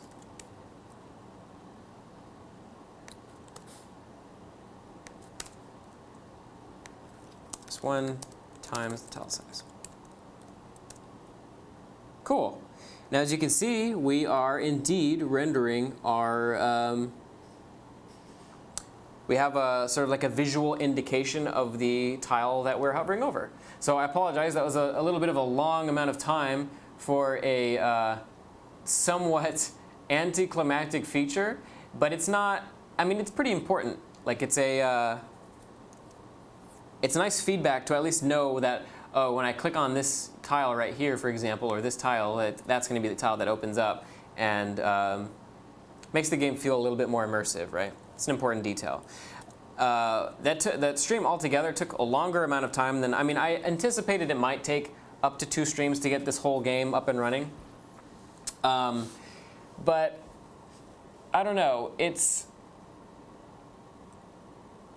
yeah, I don't know. We can definitely get this done by next stream. I would have liked to see it get more finished today. But we have a pretty good foundation. We saw that the bombs are generating. We saw that the numbers are generating. It's great. The next stream will be even better because we'll talk about recursive algorithms. We'll actually get everything solved. Let me make sure that I'm committing everything first. So highlighted tiles. Let's do that. Git push. I'm gonna say we'll say next Monday will be the continuation of this. I apologize we didn't get the whole game finished. It's a kind of a larger game, and I always underestimate how much time it takes to interact with the chat, but that's my favorite part of doing this, so I will not compromise on that detail. Let me just go back up to the chat, make sure that I read everything. About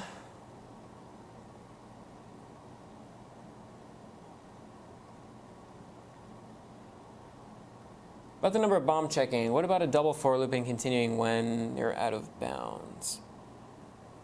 I'm not entirely sure I understand that implementation. If you want to maybe elaborate on it.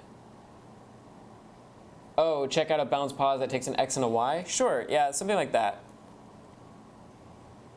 A recursive way to do it? Yeah, you probably don't need recursion for checking just your immediate neighbors though. But yeah, but recursion is how we're going to be doing the actual checking for when you click a button, the actual checking of that will be recursive. But the actual instantiation of the game grid, the creation of the bombs, the creation of the indices with the numbers, that doesn't have to be recursive. Well, I guess it could be recursive, but there's no real need for it to be recursive.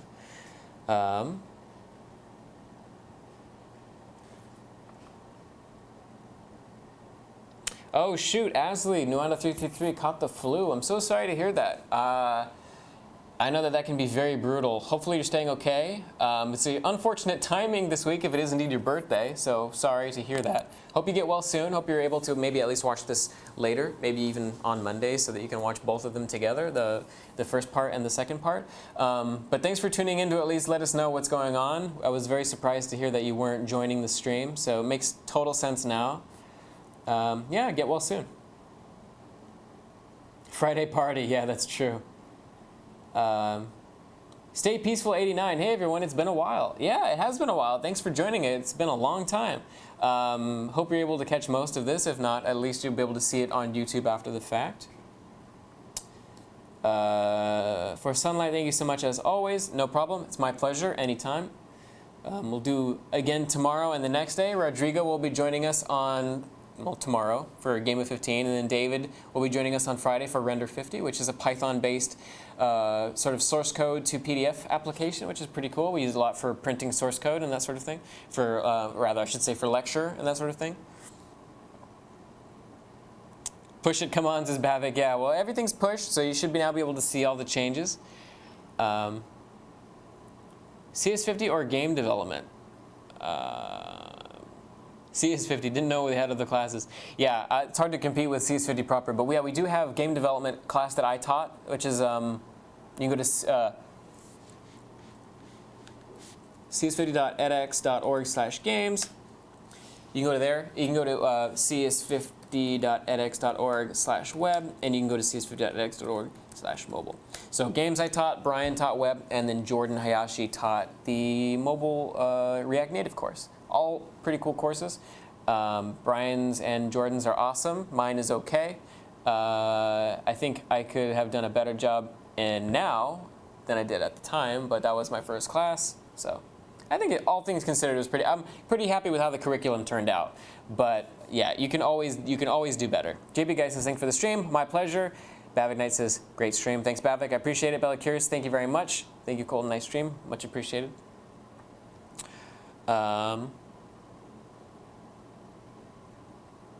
Empty tiles unpressed would be recursive. Yes, empty tiles unpressed would be recursive. That is exactly how we're going to be doing the revealing of tiles in the next stream. It will be a recursive algorithm where the base case is hitting a number tile or a bomb, in which case the bomb would not be revealed, but the number tile would be revealed. NACL Eric says, thanks for the stream. These Lua apps inspire me to make an ASCII game. Awesome. Yeah, definitely share it with us if you do. And M. Kloppenberg says, thanks once again. My pleasure. Appreciate it, Martin. Thanks for joining us. Will Nick start AI on edX? That's a good question. No plans at the moment, but we can maybe talk about that with him. Pudivet Hotel says, thanks, Colton. Very interesting. Thanks for joining, and thanks for the follow.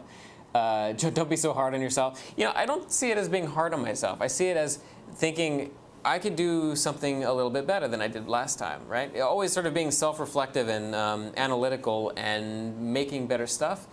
I see no harm in doing that. Now, saying, oh, I'm terrible, I suck, I'm so bad, I think that's negative and that's toxic. You don't want to do that. And that doesn't help anybody. You want to be